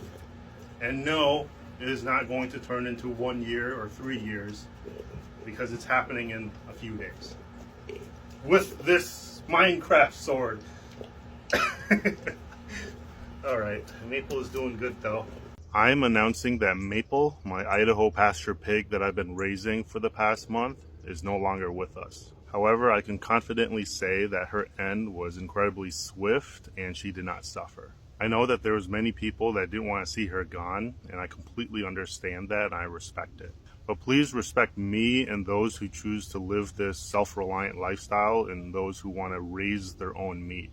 And I'm here to hopefully bridge the gap of ignorance between farm to table. Because let's face it, many of you wouldn't be able to raise your own pig, slaughter, and butcher it. And you probably would rather let somebody else do it for you and then simply just going to the grocery store and buying your meat at your own convenience. And that's completely okay. I respect that. I still buy meat at the grocery store. There's nothing wrong with that, and there's nothing wrong with what I'm doing. And I also understand that many of you are interested in watching the footage of the entire process and my experience with this entire project. I'll try to get everything together as quickly as possible, but I want to take my time because I want to respect her even in death and utilize every single piece of her. I also want to mention that I had to bring her outside of city limits to dispatch her because it's illegal to discharge a firearm within city limits. Sure, I could probably have done this without anyone noticing or even caring, but I didn't want to risk the chance of jeopardizing this entire project because of some upset individual who wants to rat me out since I'm publicly documenting this journey of mine. I've had so many people threaten to sabotage this project and death threats. Yes, death threats. People are threatening my life because I'm choosing to butcher my own pig. But I want to make one thing very clear. I'm not here to change myself to cater to your feelings. I'm going to stay true to the goals that I've set, and I'm going to remain myself. I'm not going to change for you just because you disagree with me. If there's one thing that I've learned through this entire process, it's that our disconnect with our food is so much more severe than I thought it was. So I want to thank everyone who's followed me on this journey, and more videos are to come. I'm going to be posting a lot of drafts that I have with maple and everything like that. Please consider subscribing to my YouTube channel to see more videos. Otherwise, I'll try to post things here as well. So thank you. These are my post-slaughter thoughts. Everything went smoothly. Everything went according to plan, and I am so incredibly happy about that. I have a newfound respect for the farmers who provide us with fruits and vegetables and the meat that we eat. Respect for the butchers who actually break down all of the meat for us. And I have a deeper understanding of the animals that we choose to eat. This has been quite an incredible experience. I've slaughtered and butchered other animals before, but nothing like this. Like a pig is 52 pounds. It's such a large animal for me, for just someone doing this alone. To think there's people out there that have the ability to butcher and process even larger pigs. And they have a whole family or a whole neighborhood that comes together that helps out. And that this is their lifestyle, their daily lifestyle. This is the lifestyle that I would like to have in the future. And today was a very clear visual on what that lifestyle is like. This entire process was not fun. But I learned so much just from this process. And this entire project is not even done yet. Got to get her cooled down. I'm going to throw her into a fridge later for maybe a few more days. And then from there, we're going to break down all of the pieces. I still have to clean up the intestines and the belly. There's still so much to do. I'm so tired. But yeah, this was a very, very valuable experience. I'm cooking some pork blood by steaming it. Take a look. So this is the blood that I collected from maple. I made sure to collect as much of it as possible. And I actually had salt, sugar, MSG prepared in like a small bag. So when I was collecting the blood, I put in some of the seasoning, and I had like chopsticks with me, and I was like mixing it up. And yeah, it was a very interesting process. It wasn't necessarily fun. It kind of sucked to do, but I wanted to make sure that I pretty much utilize every single bit of the pig that I was raising. So yeah, this is going to be very interesting. I'm not sure if you're able to tell, but it is slightly darkening. You're going to start seeing it become sort of like this brownish color almost. See how it's brighter red in the middle and it's kind of darker on the edges? Look at the color change, it's all brown now. It's going to solidify and almost become like a meat tofu or a carnivore tofu. That looks like cooked blood to me. Actually, one thing you can do to test if it's cooked all the way through is put your chopstick in like that and pull out. If it's still red like this, it means that it's not done yet. So it needs more time to steam. Another chopstick test. And the chopstick stays too. And no red blood. We're good. So I just flipped the bowl and it's on the plate now. Take a look. There is the pork blood.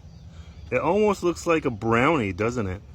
This is a meat brownie. So let's cut into it.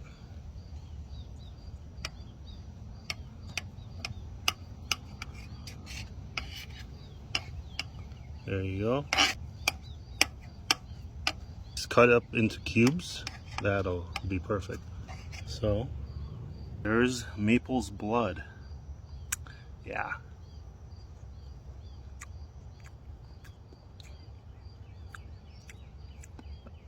That is good. Slightly over seasoned a little bit, but not bad. Wow. That's amazing.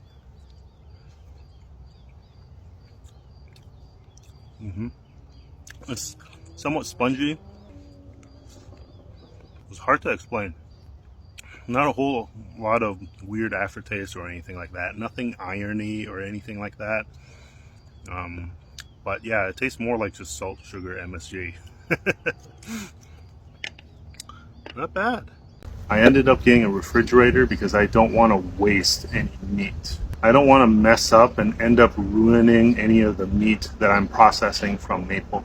And so I got this like beverage cooler, and this is the best thing to get because it doesn't have that freezer section and it has enough space for me to put Maple inside of it. And I didn't want to get a freezer because I'm not trying to freeze the meat just yet, and I have a freezer that I can put her in afterwards anyways if I do end up needing to freeze any meat.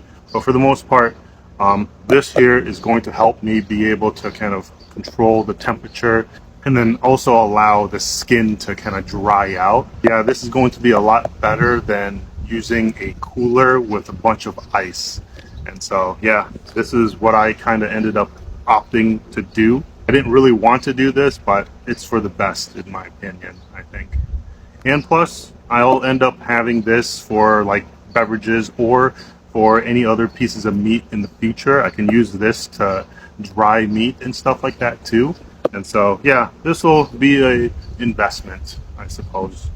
And plus, all of the earnings that I've made already anyways probably pays for this. So I don't know, it's sort of like a balancing act that I have to kind of deal with, but it is what it is.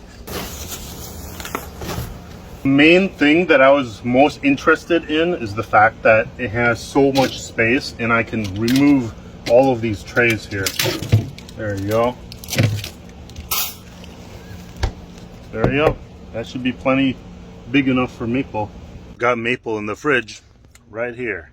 I did my best to get rid of all of the hair and stuff. There's still bits of pieces of hair, but I'm just cooling everything down. And I'm allowing the skin to kind of dry up a little bit, and I'll start breaking everything down into pieces later on, probably in about a day or two. And as far as like the hairs that I didn't get, like extra cleaning work and stuff can be done later, so I'm not too concerned about that. I had her in this cooler for about a day and a half, and so I'm glad that I got this small fridge. Otherwise, most of the organs have already been bagged up. Some are in the freezer, and then some I'm still processing. The small intestine is really interesting because it has this sort of white powder or substance on the inside of it that is desirable or often eaten in like a lot of Asian cuisine. And it's really interesting, and so I'm going to give that a try later. As far as the large intestine goes, I'm a little bit iffy about it. Because there's still a lot of fecal matter in the large intestine, and so I'm not entirely sure if I really want to kind of break into that. But for the most part, I do know that the large intestine can be used and eaten also, so I don't really want to waste it. But at the same time, it's not that big of a detrimental to me if I do waste it.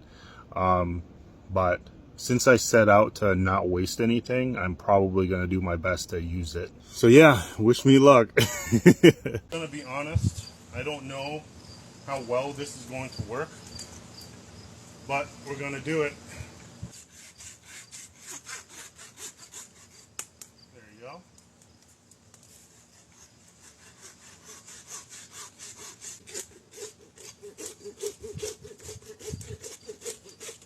So I'm not actually cutting down the center of the spine.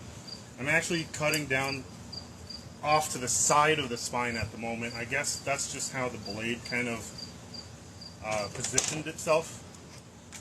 So this is not exactly what I expected, but it's fine.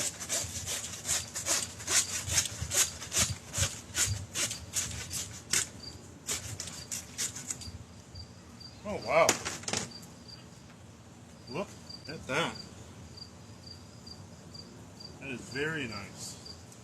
So, for those who are wondering why there are dark spots like this and lighter spots like this, it's because I put it in the refrigerator to dry out.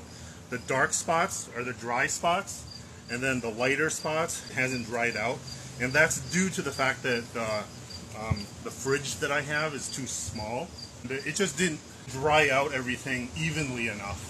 But this is fine because right now what I can do is I can chop up the pieces and then dry it further.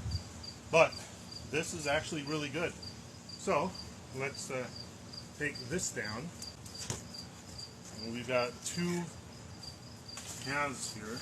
I'm smoking out the entire area. I have the charcoal grill here, and then I just closed the lid, so I'm smoking out the area so that way the bugs are going to stay away, hopefully. You can see the leaf fat right here. This is fat that doesn't have a whole lot of flavor, and it's really good, used for like pastries and stuff. So we're going to actually remove the leaf fat. This is really good fat.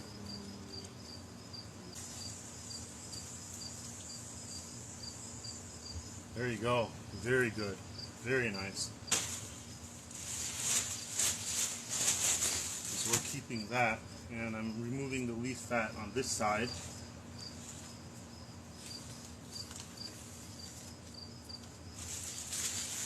So I just want to remind everyone that I really do not know what I'm doing. This is the first time that I'm doing all of this.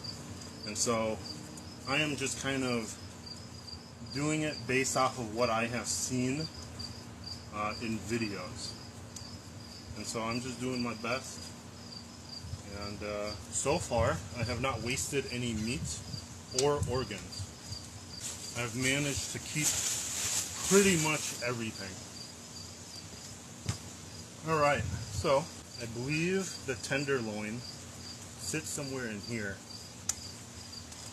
So I think this is it here. Yep, and there's not much of a tenderloin because this is such a small pig.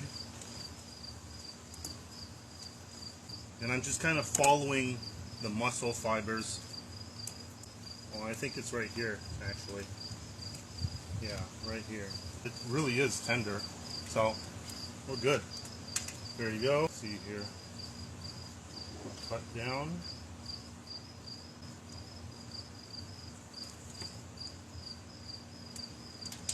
Cut this piece off.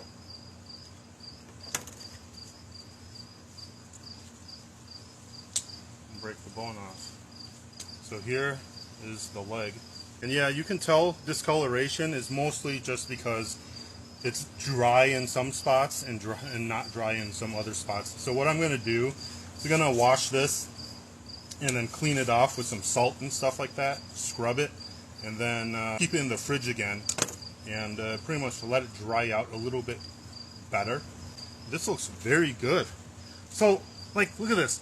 This is going to be potential prosciutto. This is really cool. So this is going to be prosciutto. I believe I'm supposed to count like about 4 or 5 ribs down, and then I'm supposed to cut down. I'm going to go between 4 and 5.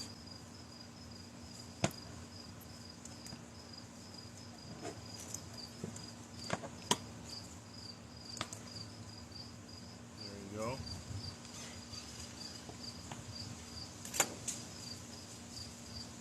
And so this is the front shoulder. See, like I said, white spots here have been like up against the refrigerator, and then all the darker spots was in open air in the refrigerator, so this spot right here is dry. This is bacon. This is gonna be bacon. I don't know what this part is. I think this is like called the flank maybe or something. Like this can be used to eat, but for the most part I believe I'm supposed to cut it like this. So let's see here. So the ribs come down right here. Supposed to cut across, and then this section right up here would be pretty much the bacon, I guess. I'm not entirely sure, but I'm just going to remove the ribs here. There you go. So these are the pork ribs. I'm probably going to take like a razor or something and just cut off all the hair here. Or I can probably go like this and kind of shave it.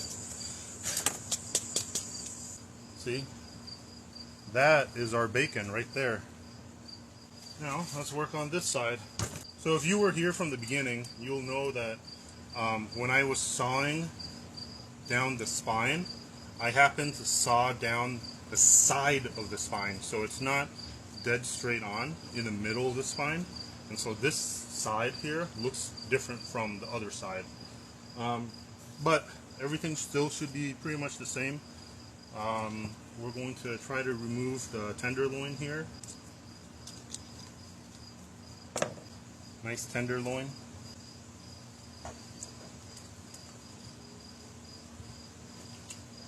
The spine is right here. I want to put my knife underneath the spine and make the cut like this. And now I can pretty much just break it over and then cut from below. There you go, as to not pretty much cut through bone, so that way I don't dull my knife. So yeah, you go in underneath the spine and then you make the cut. But here's the other hindquarter. I've got a bone right here. I'll be removing all of this later, and I'll be cleaning up this later also. But here's the tail and everything. We're keeping everything. This is the front quarter here, so I counted about between 4 and 5. So this is the 4, 5 right here. So we're going to cut down right here.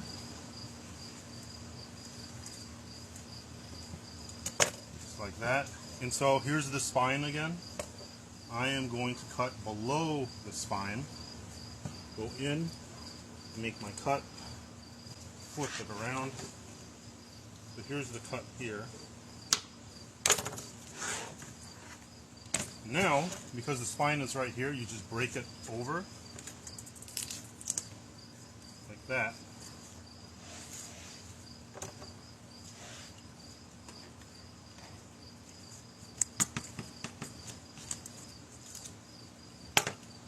And there you go. You have the front quarter. Oh, I know what I was supposed to do. This right here is the pork chop. So this tiny, tiny section right here is the pork chop. And so I'm technically supposed to cut along here and keep the fat. There you go. And then each piece right here would be like a pork chop. Never done this before. I mean, that's a pretty legit pork chop, right? It's tiny as hell, but it works. So yeah, there's still more work to do.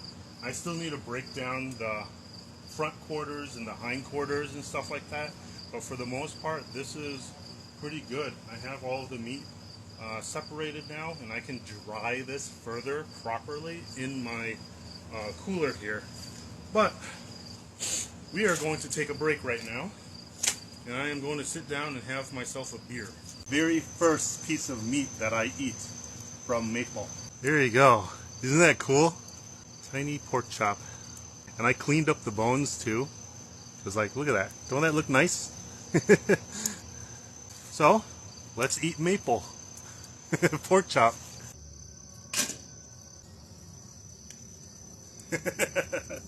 I have eaten the small intestine and I've eaten the blood already, but I have not eaten any meat yet. And so this is the first. But man, this is so hot. Oh, I should leave it like this first because of the fat.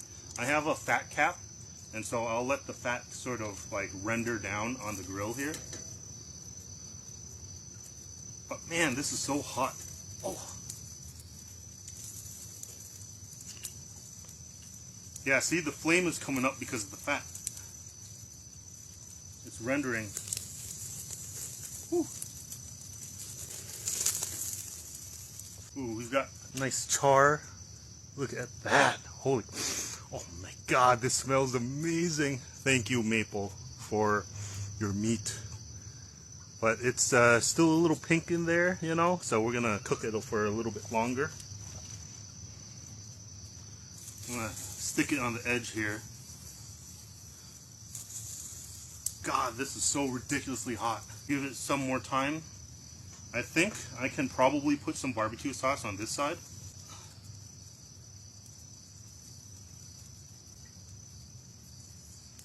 There you go. Do you ever feel bad? Not really. Not at this point. Like right now, I don't feel bad because like it's food. It's something that kind of provides me with, you know, energy and with sustenance. It's food. But I feel bad up to the point of the slaughter.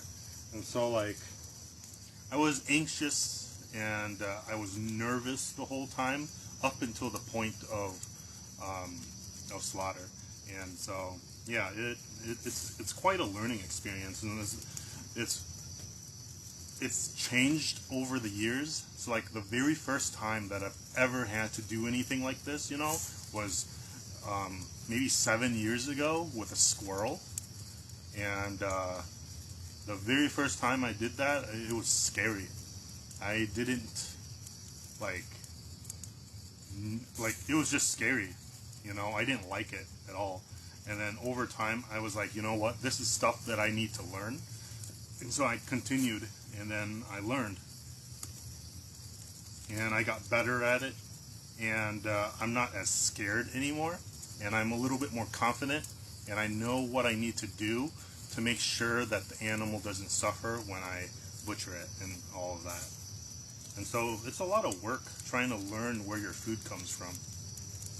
But man, this smells amazing. It smells amazing. Oh, I'm so happy.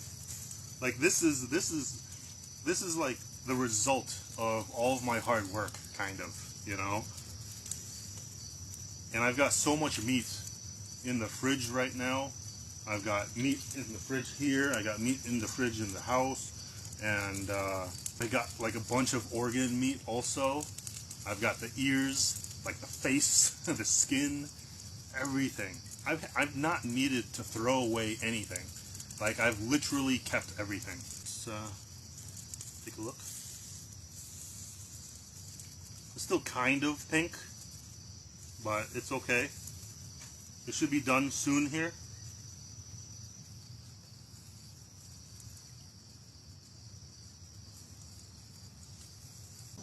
What's the sauce? The sauce is this barbecue sauce. It's called Kinders. I think it's Kinders or Kinders. Barbecue sauce gold.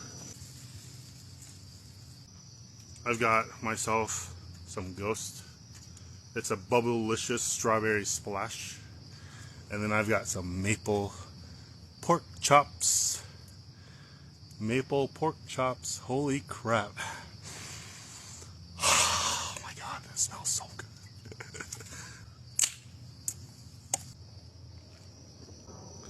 There you go. Let's take a bite of it.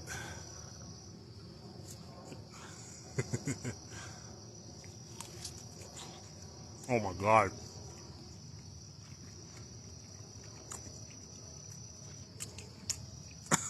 It's so good. It's so good. Oh my god. Like when I bit down on it, it was like butter. It was so tender. What the hell? Oh my god. First bite. So tender. I need some more barbecue sauce. Oh man. That was delicious. That first bite. Oh shit. Okay. There you go.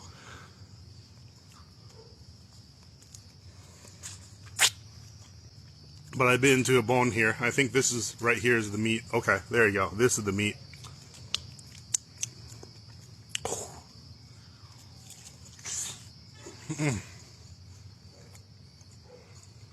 Oh my god. It was so tender. And it's like there's pockets of like fat all the way through it. This is amazing.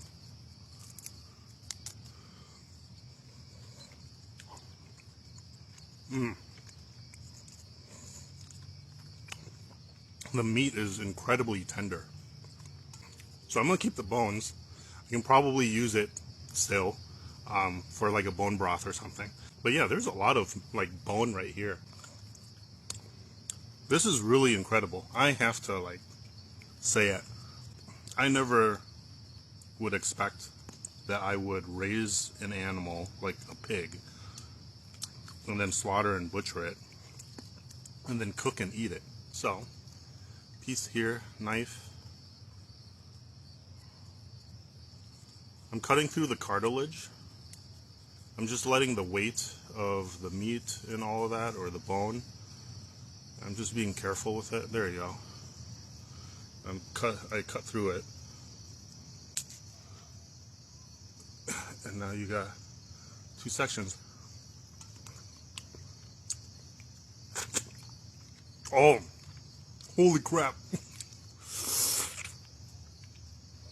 Oh my god, that's so creamy. So, that hole right there, it was filled with bone marrow or something. It was so creamy. Holy crap. How much was maple, if you don't mind asking? So maple cost me $100. And when I got maple, she was about like 25 pounds or so, but I specifically asked for the runt of the litter. And so I got the smallest one. So if I had asked for the largest one, I would have still paid $100, and I still would have gone like a pig that could have been like 50 pounds, which was Maple's like end weight. So Maple ended up being about 52 pounds at the very end. And so like, it's okay though. Like I don't mind, because like I originally wanted to like buy a pig at the 25 pound mark and then butcher it right away. But I couldn't do that because I had to wait like a week because of the ivermectin to deworm her. And so I ended up keeping her for a week longer than I initially wanted to, but then I had all the materials and food that I needed anyways, and so I ended up just keeping her for a whole month. And then she doubled in weight. But yeah, in the beginning, I could have just asked for the biggest pig, and I would have paid $100 for like a 50-pound pig, you know, and my costs would have been less. But that wasn't the issue with this entire process. I wasn't concerned with the cost of everything. How did you feel before and after? So, because I was in the corner lot of my friend's property, he had a hunting station or a hunting blind, and he built it very similar to my shed, and so it kind of actually looked like my shed. But I brought Maple there and got her to feel comfortable and everything, and so she wasn't stressed out.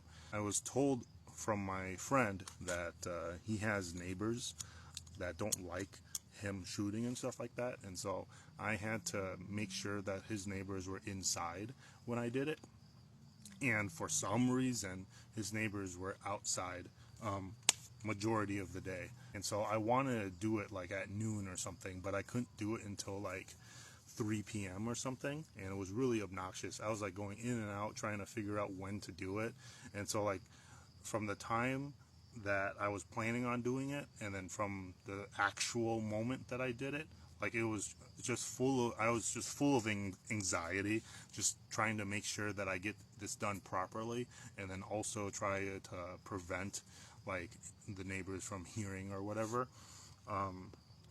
And so like I was just anxious trying to get this over with because I just wanted to get it done because it was just dragging on and on and on, and I didn't want that. And so, and Maple wasn't fed for 24 hours, and it was getting to be longer and longer and longer, and I didn't want her to feel like she was hungry, and didn't want to have her feel like upset or anything like that. And so that was irritating also. So like up till the actual point of slaughter, like I was really frustrated because I was trying to get everything like situated and perfect, and then finally the neighbors finally went inside, and then I was like, okay, time to go. And so got everything already set up. I had my seasoning for the blood set up, I had the food set up and everything too, got everything mixed up, and then basically I went in, put the container of food down. So like I put this down, I put it right in the corner, and I adjusted her so that she was facing me, and then just aimed, and then gave it a few moments. I was trying to make sure that I was aiming at the correct spot, and I was also making sure that she wasn't moving too much, and then I did the shot, and then she just dropped immediately. And then once that happened, I had to like cut the carotid artery. Once that happened, like so like she dropped right into her food actually. So like the head just dropped right in here, and then I had to move her over and then cut the carotid artery. And then I had another container so that I can collect the blood, and then I also like seasoned it too. I was trying to make sure that I collected as much as possible because I didn't want to waste any of it because you can eat it. And so then I seasoned it and everything, put it to the side. I also made sure to cover it up so like the flies and stuff and the wasps wouldn't come by. There was some kicking and stuff like that, but that kicking was just normal reflexes and stuff. But yeah, she went really, really quickly. And once she stopped moving completely, that's when I like cut behind like the heel or something like that, or in the hind leg, and then there was a tendon and everything and the bone, and that's where you can kind of like tie everything and hang it up. And then I didn't have time to really reflect on my emotions at the time because like my main goal was to make sure that I was doing everything like smoothly. My goal was to make sure that everything was being done like according to plan and according to all the steps that I set up, so that way I can get things done like perfectly. And it went well. It went very well. Once everything was blood, once all the like blood was out, I like had to massage the arms and legs too to push out the rest, because the heart only keeps beating for like maybe a few minutes, maybe a couple minutes or something like that once you shoot like an animal. And then from there, after hanging her up for a little bit and like washing her down for a little bit, I had this giant cooler, And this giant cooler, I was planning on just keeping it as sort of like a place where I can cool the meat down, but I didn't know how I was going to scrape off the hair and the skin and all of that. And so I decided to just put her in the cooler and then take the hot water and then pour the hot water into the cooler. And that way it created sort of like a large vat of hot water and stuff. And from there, I was able to then use my tool to scrape off all the hair while she was in the tub or like in the large cooler. And that was really, really helpful. Yeah. And so from there, I like turned her and kept cleaning her off. From there, it got really hot and it was really difficult. So I ended up pulling her out, hanging out over there, and then I started scraping it, and I took hot water and poured it onto sections that I wasn't able to get. I continued scraping it and stuff like that, and I did my best. I wasn't able to get everything, but for the most part, I did get most of it. And once that was done, I got everything cleared and cleaned up, hung her up, and then that's when I started like processing sort of like the vent. So like the butthole and vulva, essentially, you cut around it, and there's a pelvic bone that you have to kind of work your way within that bone so that the opening can be pushed through. And then I like split everything, opened everything up, and I was able to tie it off and then push everything through. I was happy that I was able to zip tie it and push everything through and nothing got broken, because if you mess up that section, poop can like splatter everywhere and you can taint the meat. And so I made sure to get that done correctly. And I've had to do that with like other animals in the past, so like the possum. So I owe my ability to have processed maple properly through like processing the possums that I have in the past, because I've learned that you have to cut around the colon and the opening and everything, and you have to cut it properly so that way you can then push it through the pelvic bone. And so that way from there, once you open up the animal, you can then tie it off or whatever, and then you pull everything out all in one go. And so, yeah, that was the most important piece. Otherwise, everything else is pretty simple. You just let gravity kind of do the work. So you cut away from the connective tissue, and then it just kind of falls out. And then I had containers of ice set up already too. And then when I was able to pull out the organs and stuff, I pulled out the large and small intestines. I put it in one container with ice, covered it up so that flies won't come by. And then the heart, lungs, and any of the other pieces of meat and stuff, the liver and stuff, I put that in a different container, separate from the intestines. And both containers had ice in them just to cool them down right away. From there, I was just cleaning everything out on the inside, and it was really quite amazing to see that I didn't need to throw away anything. Like I had a garbage can set up to throw away stuff, but I didn't have anything that I needed to throw away. A pig, for the most part, you can literally keep everything on a pig. You don't need to throw away anything. Like even the butthole and the vulva, you can keep all of that. And so like I have everything kept. And so after that, cleaned everything out, organs on ice, and then at this point I was just doing finishing touches on cleaning like the skin and the hair and stuff like that. And then that's when I like cut the head off. The head came off super quickly and easy. Like you just cut around and literally I just put my hand in and it just popped right off of the spine. It was crazy. It was weird. So I dumped out all that water, that hot water, in the cooler that I mentioned earlier, and then I put ice in there, and then I put the whole carcass in on top of the ice, and then to cool everything down. The value that I've received from this entire process is way more than any monetary value.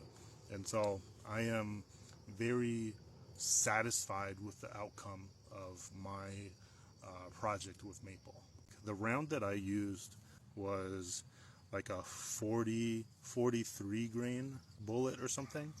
43 grains, 1400 FPS. So like it was like, I think it was overkill. Like it was hella overkill, because when I did the shot, I did it almost point blank. Like there was only about this much space from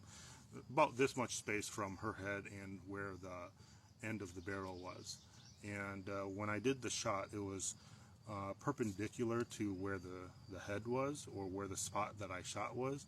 And so when I shot, after reviewing the footage, like she dropped immediately, but I noticed that like the trajectory of the bullet, it must have went all the way through and past and out, because I couldn't find the bullet inside the meat anywhere. And so, and it fractured the skull like crazy. And so I reviewed the footage and I found it sitting inside of this. So like I had this, and then her head was here eating, and then basically when I shot, it went straight through, and then it must have hit like the food or the water or something, and it stopped. And there was no hole in the container. There's no hole, nothing happened to the container, but the bullet was inside the container when I was cleaning it out. And it mushroomed out and everything too. I have the bullet inside right now. I'm going to keep it. Yeah, I was worried that it was going to be stuck in the meat, and that it was going to like taint the meat in some way, but it didn't. So I'm happy. What caliber did I use? I used a 22 long rifle, and it was a hollow point. And so the moment of impact, it probably hit like the skull, and then it mushroomed out. And so that mushroom caused more tissue damage. And so that was what I was going for. And so she went out really quickly. Like it literally was just super quick, like bang, and then just complete silence. She didn't squeal or anything like that. So I was happy about that. Yeah. Another common question I get is if I'm going to ever raise another pig. The answer should be obvious. It should be yes. Because like the entire reason that I raised the pig in the first place is so that I can learn. So that I can learn how to do this for the future. But I'm not excited, nor do I want to raise another pig and butcher it anytime soon. Come. Left. Left. No, left. Up here. Good girl. No. No. Stay. Okay. So yeah, I'm not looking forward to like buying another pig and documenting it all and butchering and slaughtering it all. It was very mentally and physically exhausting doing all of it. Like physically, it was exhausting because of the amount of work that I had to do, and I just wasn't experienced enough to do things as efficiently as I wanted. But I was still capable of getting the job done. It just would have been a lot easier had I had some help, from somebody else. Now I know what I'm capable of. Now I know what I need to do to be more efficient and get things done faster and better, because I've already experienced it. And then now I know what I need to do to prepare myself for the mental aspect of it. Not only was it mentally like demanding during the moment of doing everything, but then it was also mentally like stressful because of all the crap that I got online. It was really annoying because I knew deep down, I know that I was doing everything correct. And I know that a lot of people support me, but like the people that didn't support what I was doing was louder, and I let it get to me. That's kind of why you haven't seen any more updates on Maple. That's why you haven't seen any videos of me eating anything else, because everything is still in the freezer. And I haven't done anything else with it. And I don't really even know when I'm going to be ready to. Like, I don't know when I'm going to actually, like, take stuff out of the freezer and then start making videos on it. Because I have a lot of videos, B-roll footage of all the different parts that I acquired and everything that I kept. And then I also started the beginning of the video for all the parts and stuff like that too.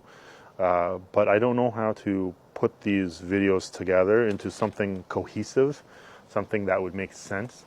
It may end up just being small clips of videos here and there, and I might end up making like a playlist for it all. But to be honest, I really don't know. Just want to save it all for myself for now until whenever I'm ready to edit all the videos. And then maybe I'll just get another pig next year sometime if I'm ready to, and then document the entire process and get everything together, get things organized, and then document all the parts and stuff with that second pig. Now that I have a better understanding of what I get from a pig when you butcher and slaughter a pig. Because maple was sort of like the beginning. It was sort of like an experiment to kind of learn. And so, I don't know. To be honest, I really don't know. I feel like people get value, though, out of seeing footage, though, of my entire experience with maple. And the small mistakes and the things that I learned, I feel like people will get value out of it. So I probably should focus some time on it.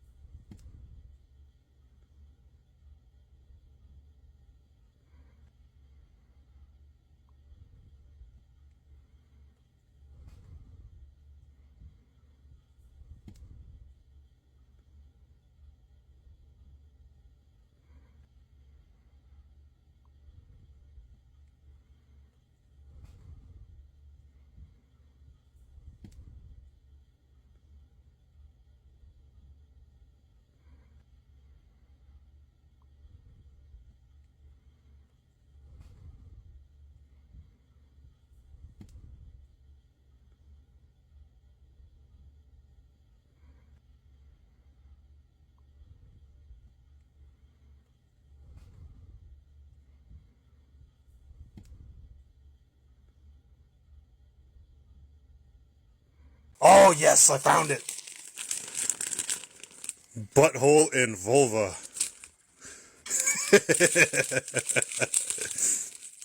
Oh yeah. That's the butthole and vulva for ya. Yeah, we're gonna eat that. We're gonna eat butthole and vulva.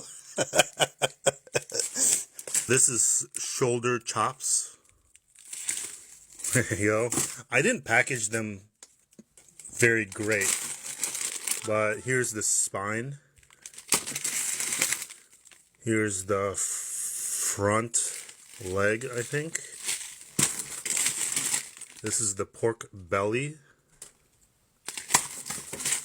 This is the skin. More skin. This is bacon. This is shoulder with bone and skin. This is shoulder. What is this? Oh, pork chop. What does that say? Oh, this is the stomach. Yeah, this is the stomach. This is front shoulder. Oh, shit. This is her cheeks. So that's like her lower jaw right there. You can kind of see it, right? Oh. So like this is where her snout would be, right here. And this is like her jaw, her lower jaw. I do need a vacuum sealer. Hind quarter, like the upper section of it. Yeah.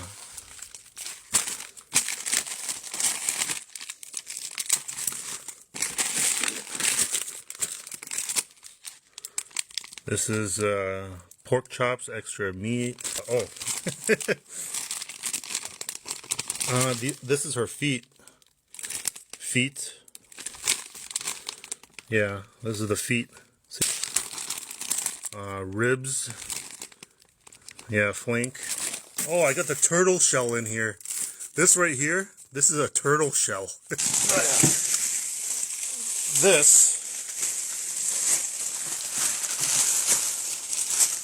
This is a human leg. No, I'm just kidding. This is a deer leg. Yeah, a whole deer leg. This is her lungs. Oh no, oh, this is the head. Yeah, this is the head. This is Maple's tongue. There you go. That's her tongue. I want to do a face reveal. It's somewhere in here. There's a maple face somewhere in here. The liver.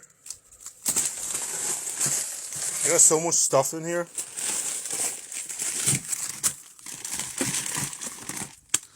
What is this? Oh, this is the shoulder for sausage. What does that say? Oh, that says random. Oh, so it must be just fat and a bunch of random scraps. Here's the gallbladder. Yep. The gallbladder is somewhere there. There's a chunk of... Oh, yeah, there you go. That's the gallbladder. And then this right here is part of the liver. Oh! And this is her hair. See? That's her hair. Oh, these are the ears. That's pork belly. Oh, this is fish. Oh, this is the diaphragm. Yeah, this is the diaphragm. I saved the hair for making lures. Well, this is chicken. Let's see if this will work.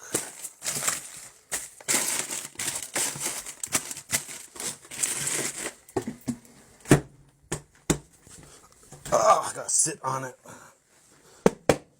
Okay. Okay, it's sealed. Okay, we good. This is maple pork fat that I've been chopping up, and I'm salting it right now and just mixing it all up. I'm salting it so it doesn't go bad in the next couple of days as I am rendering the other batch. This prevents bacteria and mold from growing, and it pulls out moisture from it as well. Because I have another batch here that I've already salted, and I poured a bunch of water in here too so that it doesn't burn when I'm heating it up. This is a slow cooker that I'm going to keep on low, and it's going to render down the fat extremely slowly. Once I'm done with this batch, I'm going to go back to this batch.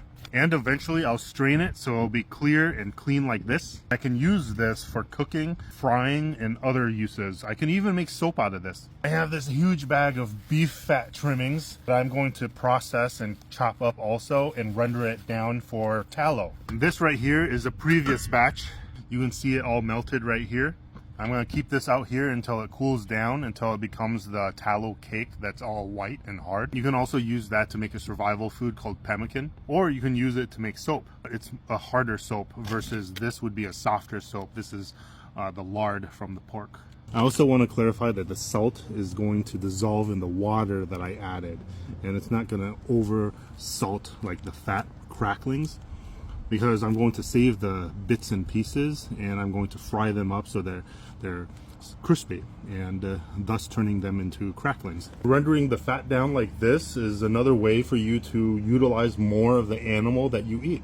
And you save a lot of money from not needing to buy a lot of oils and stuff like that. You can just use pork fat or beef fat, because you can definitely use the pork and beef fat for your cooking at home. You remember this pig, right? Hey everyone, meet Maple, my Idaho pasture pig. You tell how big she's gone. Well, here's Maple. Of course you remember Maple. You guys ask about it every single day. These are the maple pork chops that I'm going to be eating April 2nd at 10 p.m. Central Standard Time. Come hang out and watch me cook up some of these pork chops. I also collected a bunch of snow so I can cool down my peanut buster porter. So come hang out and chill with me on a nice Tuesday night. I also have Thanos's purple potatoes. So yeah, these are really good. I gotta get a fire started. Let's go. Throw in some kindling, birch bark, and you gotta use a giant mash. Do another one.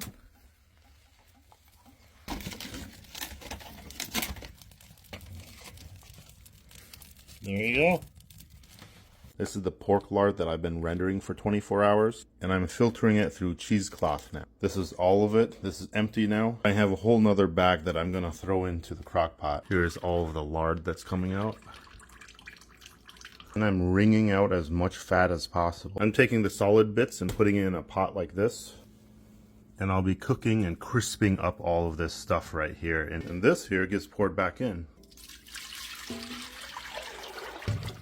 And here's the second batch. Now 24 more hours of rendering. So there you go. I have cooked it down and crisped it up. It's salty, it's crispy, it's dry, and I can use this to season food or just use it as toppings for rice. This is 11 pounds of beef fat that I've chopped up during a live stream. And this is the pork fat that I've been rendering all day. I'm gonna filter and strain this tomorrow, and I'll pour it into jars like this for storage. And I've salted the beef fat here, so that way it stays preserved for a few days while I'm rendering out the pork fat. Eventually, I want the beef tallow to look like this. Nice and pure white, no impurities. I can use this to make soap, or I can use it to cook or make other things too with it. This, all the bits here, I'm going to throw it into the jar. This is very salty, and so I'm going to use it just to top on rice. I can use this as a salt substitute.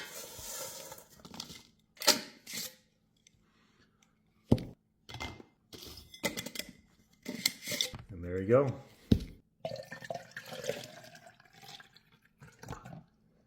Ooh. There you go.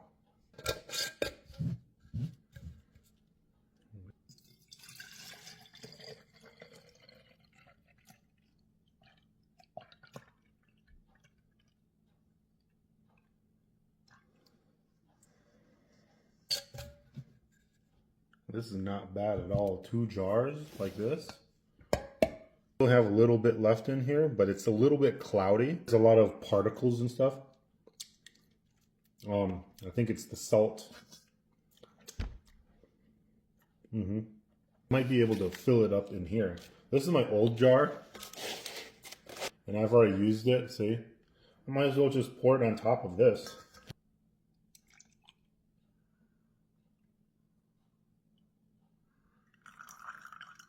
Because this is the jar that I'm using currently. So I just need to use this small section, and then I can continue using this. And right now, all the stuff that's dripping in is like the salt.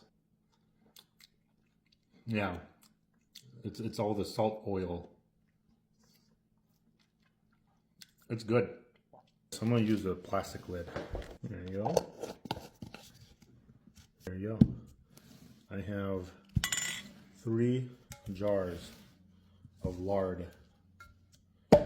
These are all the scraps that are salty. This one here is from yesterday. It's been in the fridge. This one here, I dehydrated it further, so it's crispy. And these are the ones today.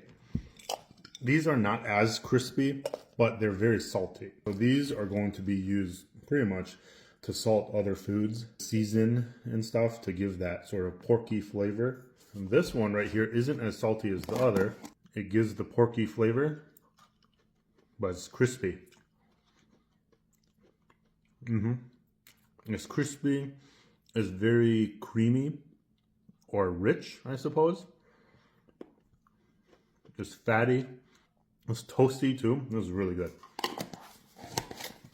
So yeah, all this fat is going to last for a very long time. I don't know for how long, but it's gonna last. Let's eat maple pork butt with a fermented bean curd sauce. This is the tail and the back section of Maple, the Idaho pasture pig that I raised last year. And Raven's up here because she's scared of the thunderstorm that's going on right now.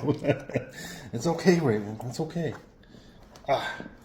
I'm not entirely sure how I want to prepare this, but after some thought, I think all I'm going to do is just boil this in like a saltwater brine, slice it up, and eat it with some sort of dipping sauce or something. And that's basically it. The fat on here is really, really nice. There's some decent amount of meat here. This is like a bone. This is sort of like the spine, I think, that goes into the tail.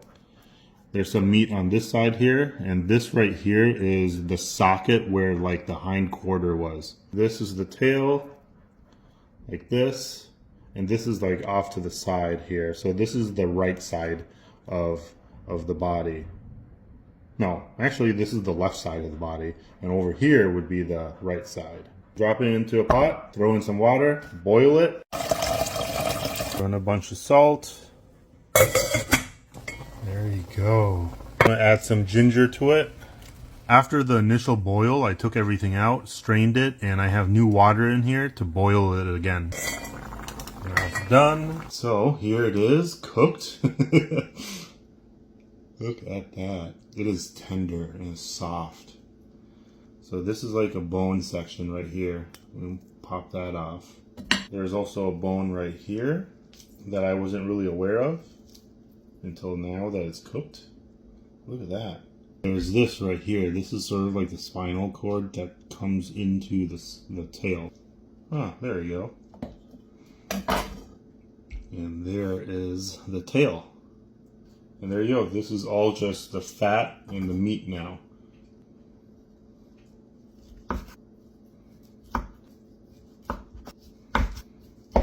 Look at that. Let's eat just one piece as is. It was cooked in a saltwater sort of brine. It wasn't too salty, but let's give it a try.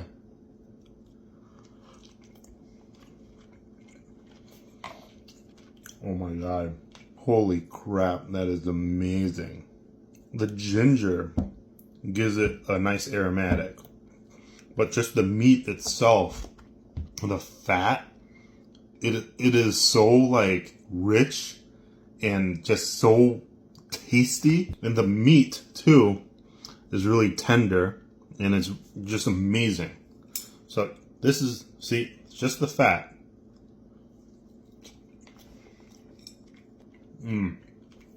There's a little bit of saltiness to it because of the brine, but it's just perfect. It's perfectly seasoned. And then here's the meat.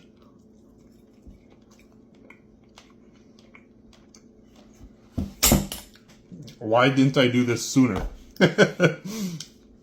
Oh my god, this is so good. Thank you, Maple, for your meat. There you go. There's the fatty part.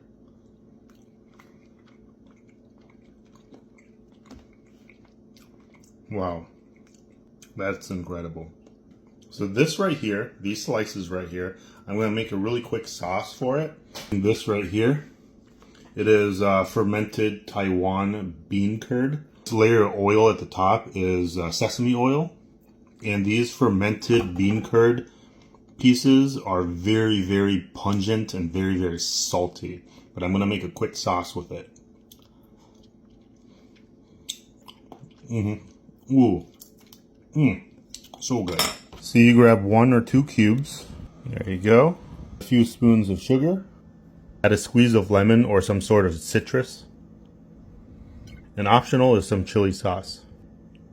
And then just break it up and mix it. Perfect. There you go, maple pork butt and some cow sauce. Here's the sauce. Dip it.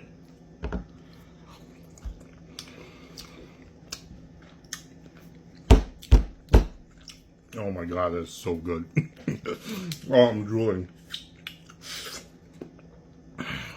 This is like really acidic, salty, pungent, a little bit of sweetness, aromatic, and this is fatty. Perfect combination.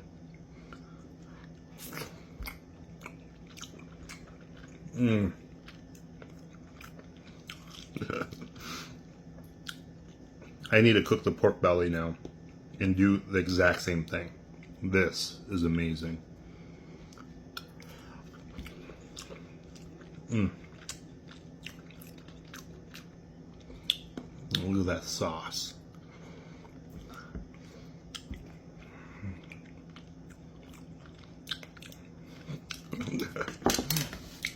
Try this someday. Try it. Let's eat Maple's tail. This is my chili fish sauce. Just pour this over it. Just like that.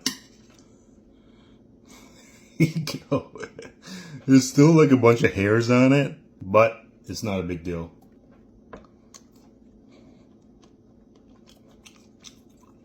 Oh, that's like cartilage. And the bones are really soft. Ooh, yeah. It's really porky.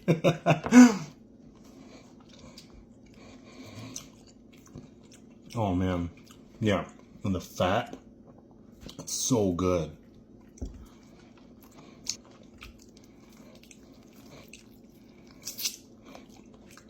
It has this like really strong sort of pork flavor. Almost like a condensed pork flavor. It is very good.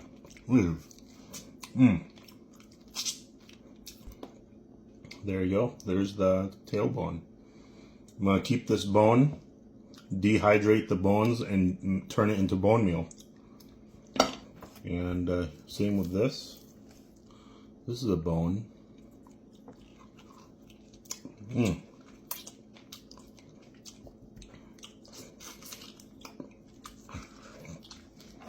Yeah, this is amazing. All these bones I'm gonna keep, dehydrate them, and then blend them up into like bone meal and use it in my garden or something. Let's eat pork wrapped in grape and perilla leaves. This is Maple's front right shoulder, and I'm gonna remove all of the bones from the meat and skin.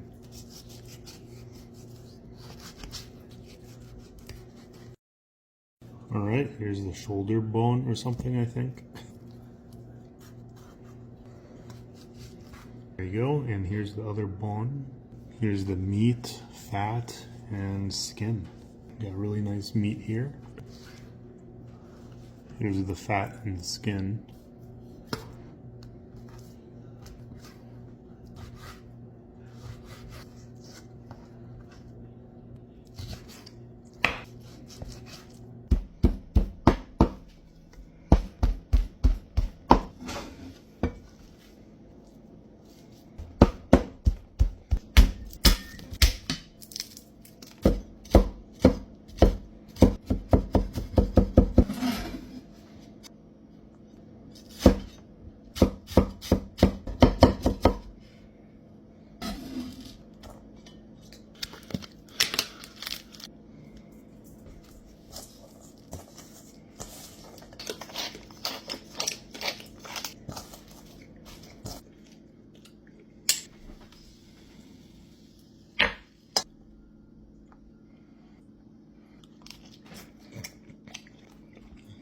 These are grape leaves and perilla leaves that I grabbed from my garden.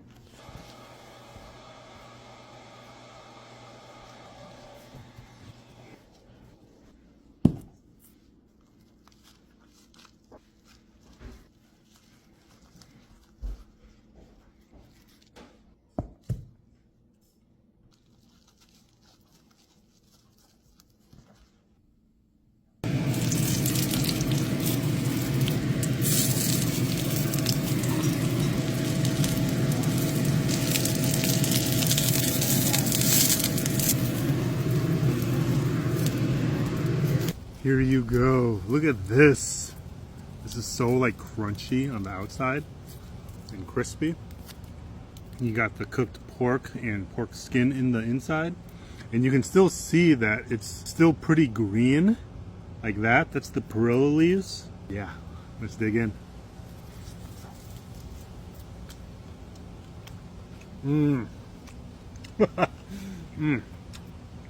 It's sour because of the grape leaves, but the perilla leaves gives it like this aromatic to it, like a very subtle minty flavor, and it's incredibly juicy and fatty.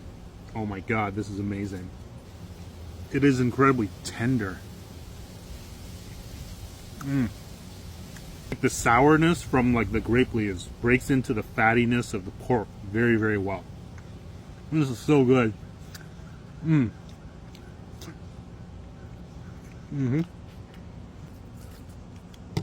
Yeah, this is excellent. So this was the front right quarter, or front right shoulder. Still have the left shoulder in the freezer. I don't know what I plan on doing with that yet. The two hindquarters is the prosciutto, and I'm just about ready to actually make a video and eat that.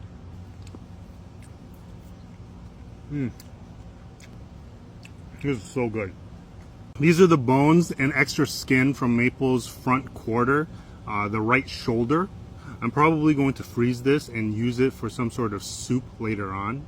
I'm gonna throw the bones in along with the skin and just cook it down until they're really tender. Probably gonna just throw in some vegetables and stuff that I can gather from my garden or somewhere else in the woods. And after the bones are all used up, or like the soup, I likely will take the bones still and then dehydrate them or roast them and then blend it up into a powder and use it as bone meal for the garden. So that is the plan, at least for these bones. I should be getting more bones from the other shoulder, and I don't know what I'm going to be doing with the other shoulder just yet, but if you guys have any ideas, let me know in the comments. I do have the liver, and I want to make a Vietnamese pate with the liver. I'm looking up different recipes to kind of work with, and I'm gonna get that made soon. 584 days ago, I started an experiment to see if I can make prosciutto from a pig that I raised myself. Her name was Maple, an Idaho pasture pig. And today I'm finally slicing into it to see if this is a success or a complete failure. So on August 20th, 2023 is when I started curing this. This is the left hind quarter, and it weighs 3 pounds, 5.4 ounces from the start. And this one is the right hind quarter, and it weighed 2 pounds, 15.4 ounces. So after 584 days of dry curing, the left hind quarter is 1 pound, 14.3 ounces, and the right one is 1 pound, 10.4 ounces. So that's a weight loss of about 43%, and that is way over the 30% that I initially was trying to target. So for today's test, we're going to try the bigger one, because I'm expecting this to have more meat on it. Real test is how it looks and how it tastes. So this is how it looks so far. There you go. All of that stuff that you see on it currently is a mixture of the lard, so just the rendered fat from maple that I rubbed onto the entire piece here. And this was to reduce the amount of evaporation. I wanted this to dry a lot slower, and that's why I put all this fat over the meat section. The yellowing that you see, I believe, is probably just like yeast. The smell of it, it smells like prosciutto. It smells like any commercial prosciutto, but it has like this yeast sort of smell to it, which is really good. It smells incredible. This smells like how prosciutto is supposed to smell like, but it feels like it's hard as a rock. So yeah, I'm not really sure how this is gonna go. The yellowing also could just be that it has gone rancid. I've left this for a lot longer than I initially was expecting to. And so, yeah, I don't know if this is going to be a good or bad thing. So we're going to just cut into it, I guess. I don't have a proper knife. I have like this long knife like this, but it's not necessarily the proper knife for it. I'm going to go for it. I don't have a stand for it, but I'm just going to slice in this direction. This is the left hind quarter, so the feet will come out this way. And so, yeah, I don't know the anatomy of the bone, but we're just gonna give it a shot. So like right here would be the knee, I think, right here. So we're gonna go to the back. Like this. Whoa. Look at that. Oh my god, this smells amazing. Wow. Yo, okay, this might actually be...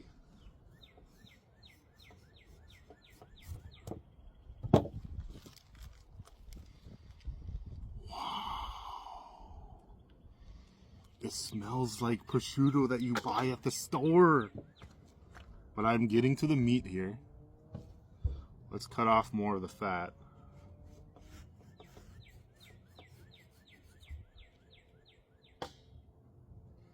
This is the skin. And I'm sure there's plenty of uses for this. I can probably render it down and use it. But holy crap. Oh my god, that smells incredible. Oh man, my mouth is watering. Okay, okay. This is so cool.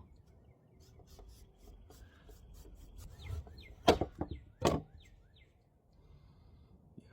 this is really, really neat.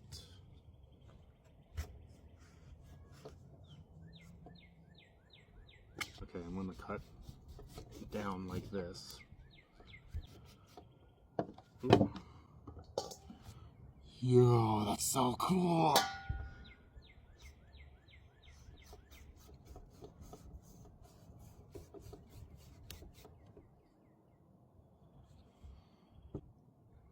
This is the first real piece of meat here.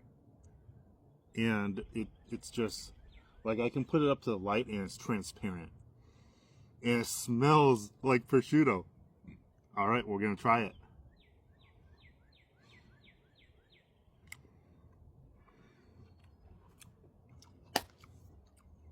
Oh my god. Wow.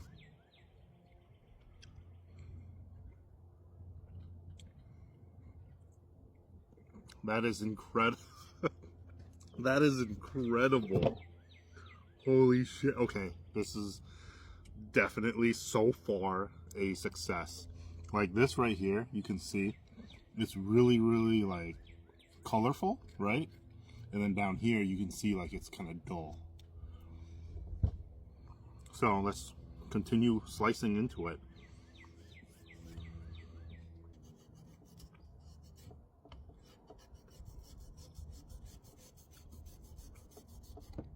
These bits here look really dry, see?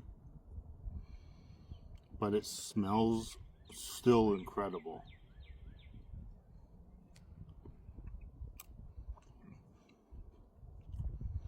Yeah, it's salty. It's not like overly salty. It's like, it's just perfect.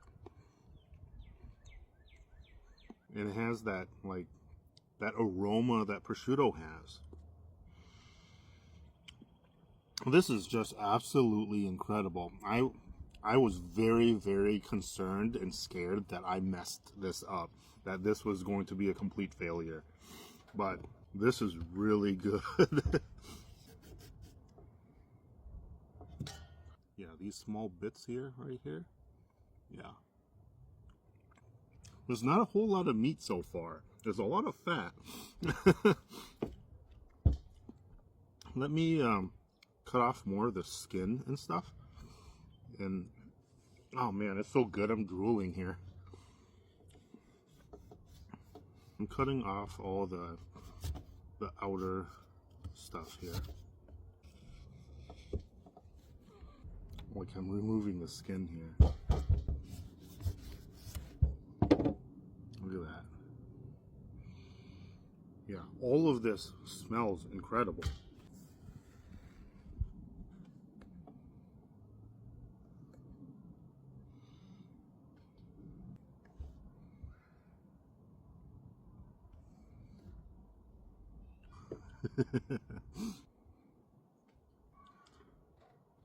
I'm just snacking as I go.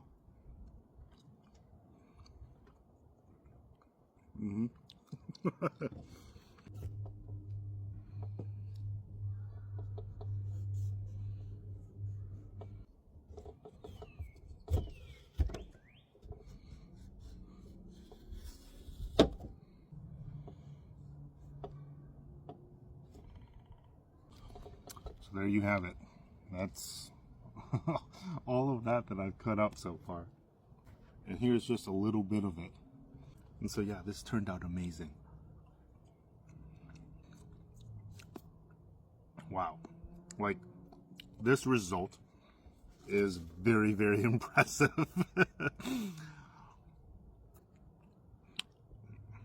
I definitely feel that I left it for too long though, because of all these hard bits right here.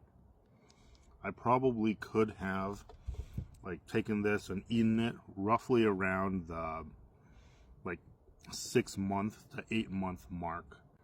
Like, I didn't need to leave it this long.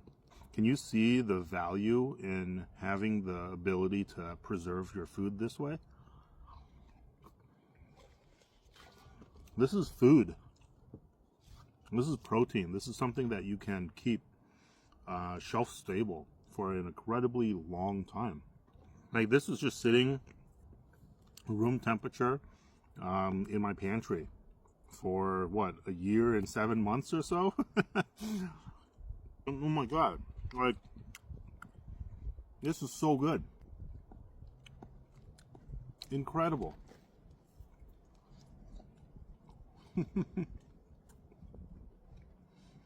Yeah, this is perfect. So good. Now, let's throw it onto a pan and see how this tastes.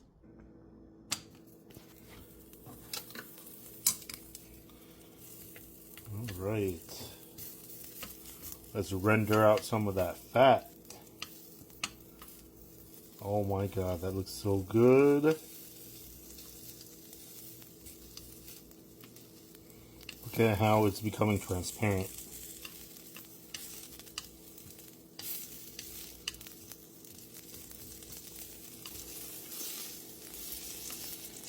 That should be good. Okay, I've got these cooked pieces here. Oh man, this looks so good.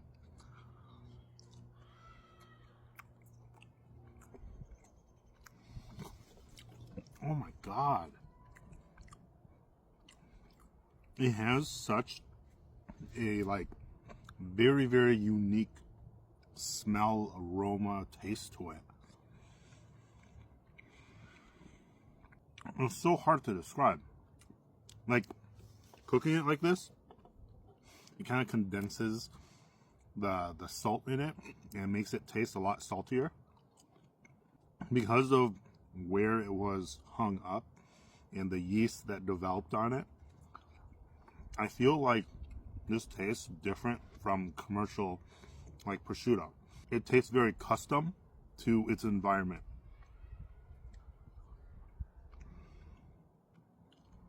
And this is incredible. I am thoroughly impressed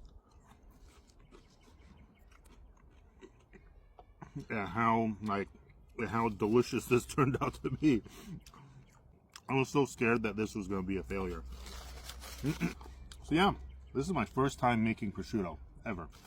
Whether this was a win or fail, I learned a whole ton about raising a pig and learned a lot about just making this. Would I do this again? Probably, but probably not for 584 days. So let me know, would you try doing this, or is it too long of a wait for food? This is a 615-day dry age hindquarter from a pig that I raised named Maple. Maple's breed was called an Idaho pasture pig. They're bred specifically for meat. Kept her for about a month and she doubled in weight, and she was about 52 pounds when I butchered her. So let's slice into this. This is the prosciutto that I made from her hindquarter. And this is what's left over from the previous hindquarter that I cut into. These are all the bones. This is all the cuttings and the fat. I'm going to be rendering everything down. It's going to be so good. I have this really nice vintage knife. This is my dad's knife for his like fishing expeditions and stuff. This was supposed to be his gutting knife, but I've been using it for all sorts of things and it's been really cool. So let's use it today. I know that there's a bone right here that runs down this way and then comes down this way, I believe. Let's just cut off the skin first.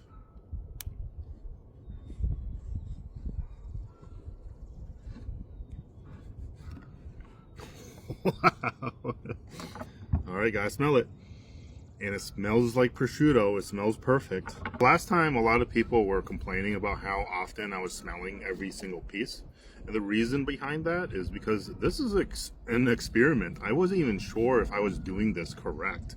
Like, I didn't think that this was going to be successful. So I had to smell every piece to make sure that it actually smelled how it's supposed to. And so, with the other one being a success, I'm pretty positive this is going to be a success also. So I don't really need to smell the whole thing each time. One of the common questions too is, why did I name an animal and eat it, right? The reason why I name animals is so that I can keep track of things, and it's a lot more practical to talk about. It's hard to talk about like an animal and then make sure that people understand what it is that I'm talking about. If I say Maple, people know it's the pig that I am raising. If I say Lila, they know it's the rabbit that I'm raising. And if I say Totoro, they know that it's the buck rabbit that I have. And yeah, like it's for practical reasons. Let's see here. I just got to get off all this stuff here. All the stuff that's caked on right here, this is yeast and lard. I was able to render down her fat and then be able to then put pepper and then slather it all over here on where the meat side is to kind of reduce the amount of evaporation and let it dry a little bit more evenly. And everyone was concerned about me cutting towards myself. You guys realize that there's a bone right here, right? If I was cutting towards, right, I would get stopped right here.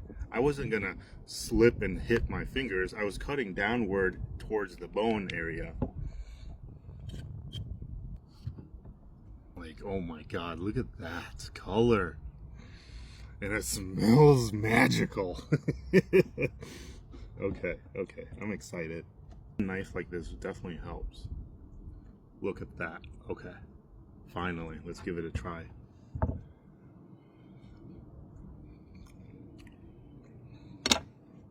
Yes. Oh man, it just melts in your mouth. Oh God, it's salty, and it's like briny, and it's, I don't even know. It's just so good. My mouth is watering. My mouth is watering. Man, this is so good.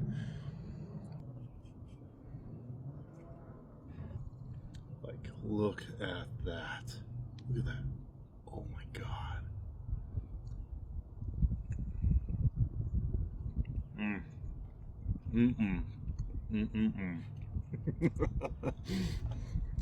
This is just an incredible success. So easy to do too. All I did was just let it sit in a tub of salt for like 3 days. Just even dry pieces of meat like this is so good. It's just like jerky at this point. It's just like chewy meat that's salty. It has a bunch of like umami, a bunch of savoriness to it. It's incredible. Well, right now, I'm just gonna clean it up, so that way when I slice into the sides here, I'll be able to get the meat that I'm looking for. But I'm gonna be honest, this is incredibly hard because this is overly dry. 600 days is just too long. It could possibly just be the technique that I used, you know? And I didn't have any humidity control. So like I didn't control it with any humidity. So there you have it. Nice piece like that.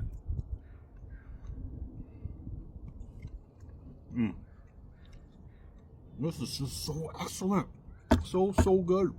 Okay, so I think this is the part that has the meat, but it's so dry right here.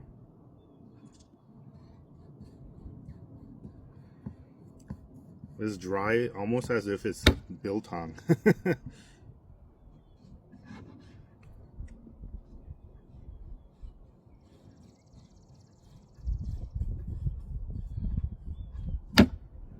Oh yeah. Oh my God. Look at that. Does that not look incredible? Jeez. Oh. Mm-mm. This is so good. Oh my god. I freaking love this. This is such an excellent reward for all of the hate that I had received for doing all of this. All the hard work that went into this.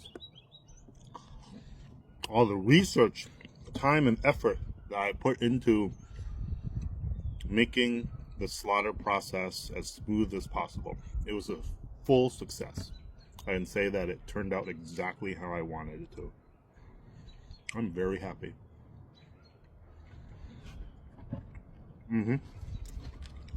Incredible.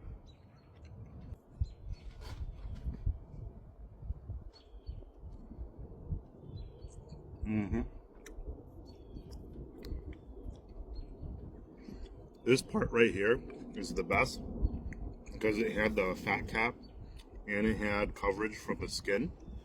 And so this is still the most moist and it's not dried out.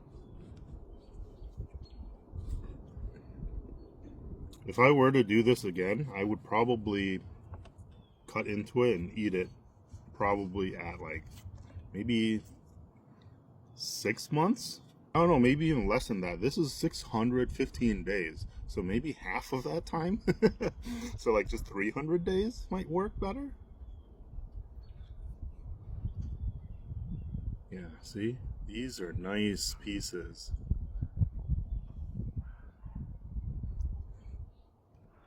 They're the perfect pieces.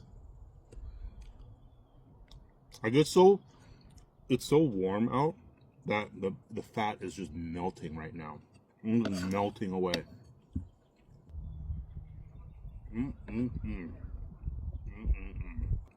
That's excellent. That's it. That's it. Try and make some of your own prosciutto someday. Raise your own pig and do this. All right. Thanks for watching. This mac and cheese is next level incredible. And the secret ingredient is maple. Not maple syrup, silly. Maple, my Idaho pasture pig that I raised for a month. Here's slices of the fat, and here's the skin. There you go. This smells incredible. Look at this. The skin is puffing up. Oh my god, this is amazing. Add some salt to it. 2 cups of water. Water's boiling. Stir, let this boil for about a minute or two. Turn it down to medium and let this sit and cook. Starts looking like this, add your butter. And now add your cheese. And now we got the maple pork fat. There you go. Mix that in. And to elevate it even more, let's take this and add it. This maple prosciutto mac and cheese is the best thing ever. It is so good. You get that funkiness from the prosciutto, creaminess from the mac and cheese, and the salty, crispy bits of the rendered fat. Yeah, this is amazing.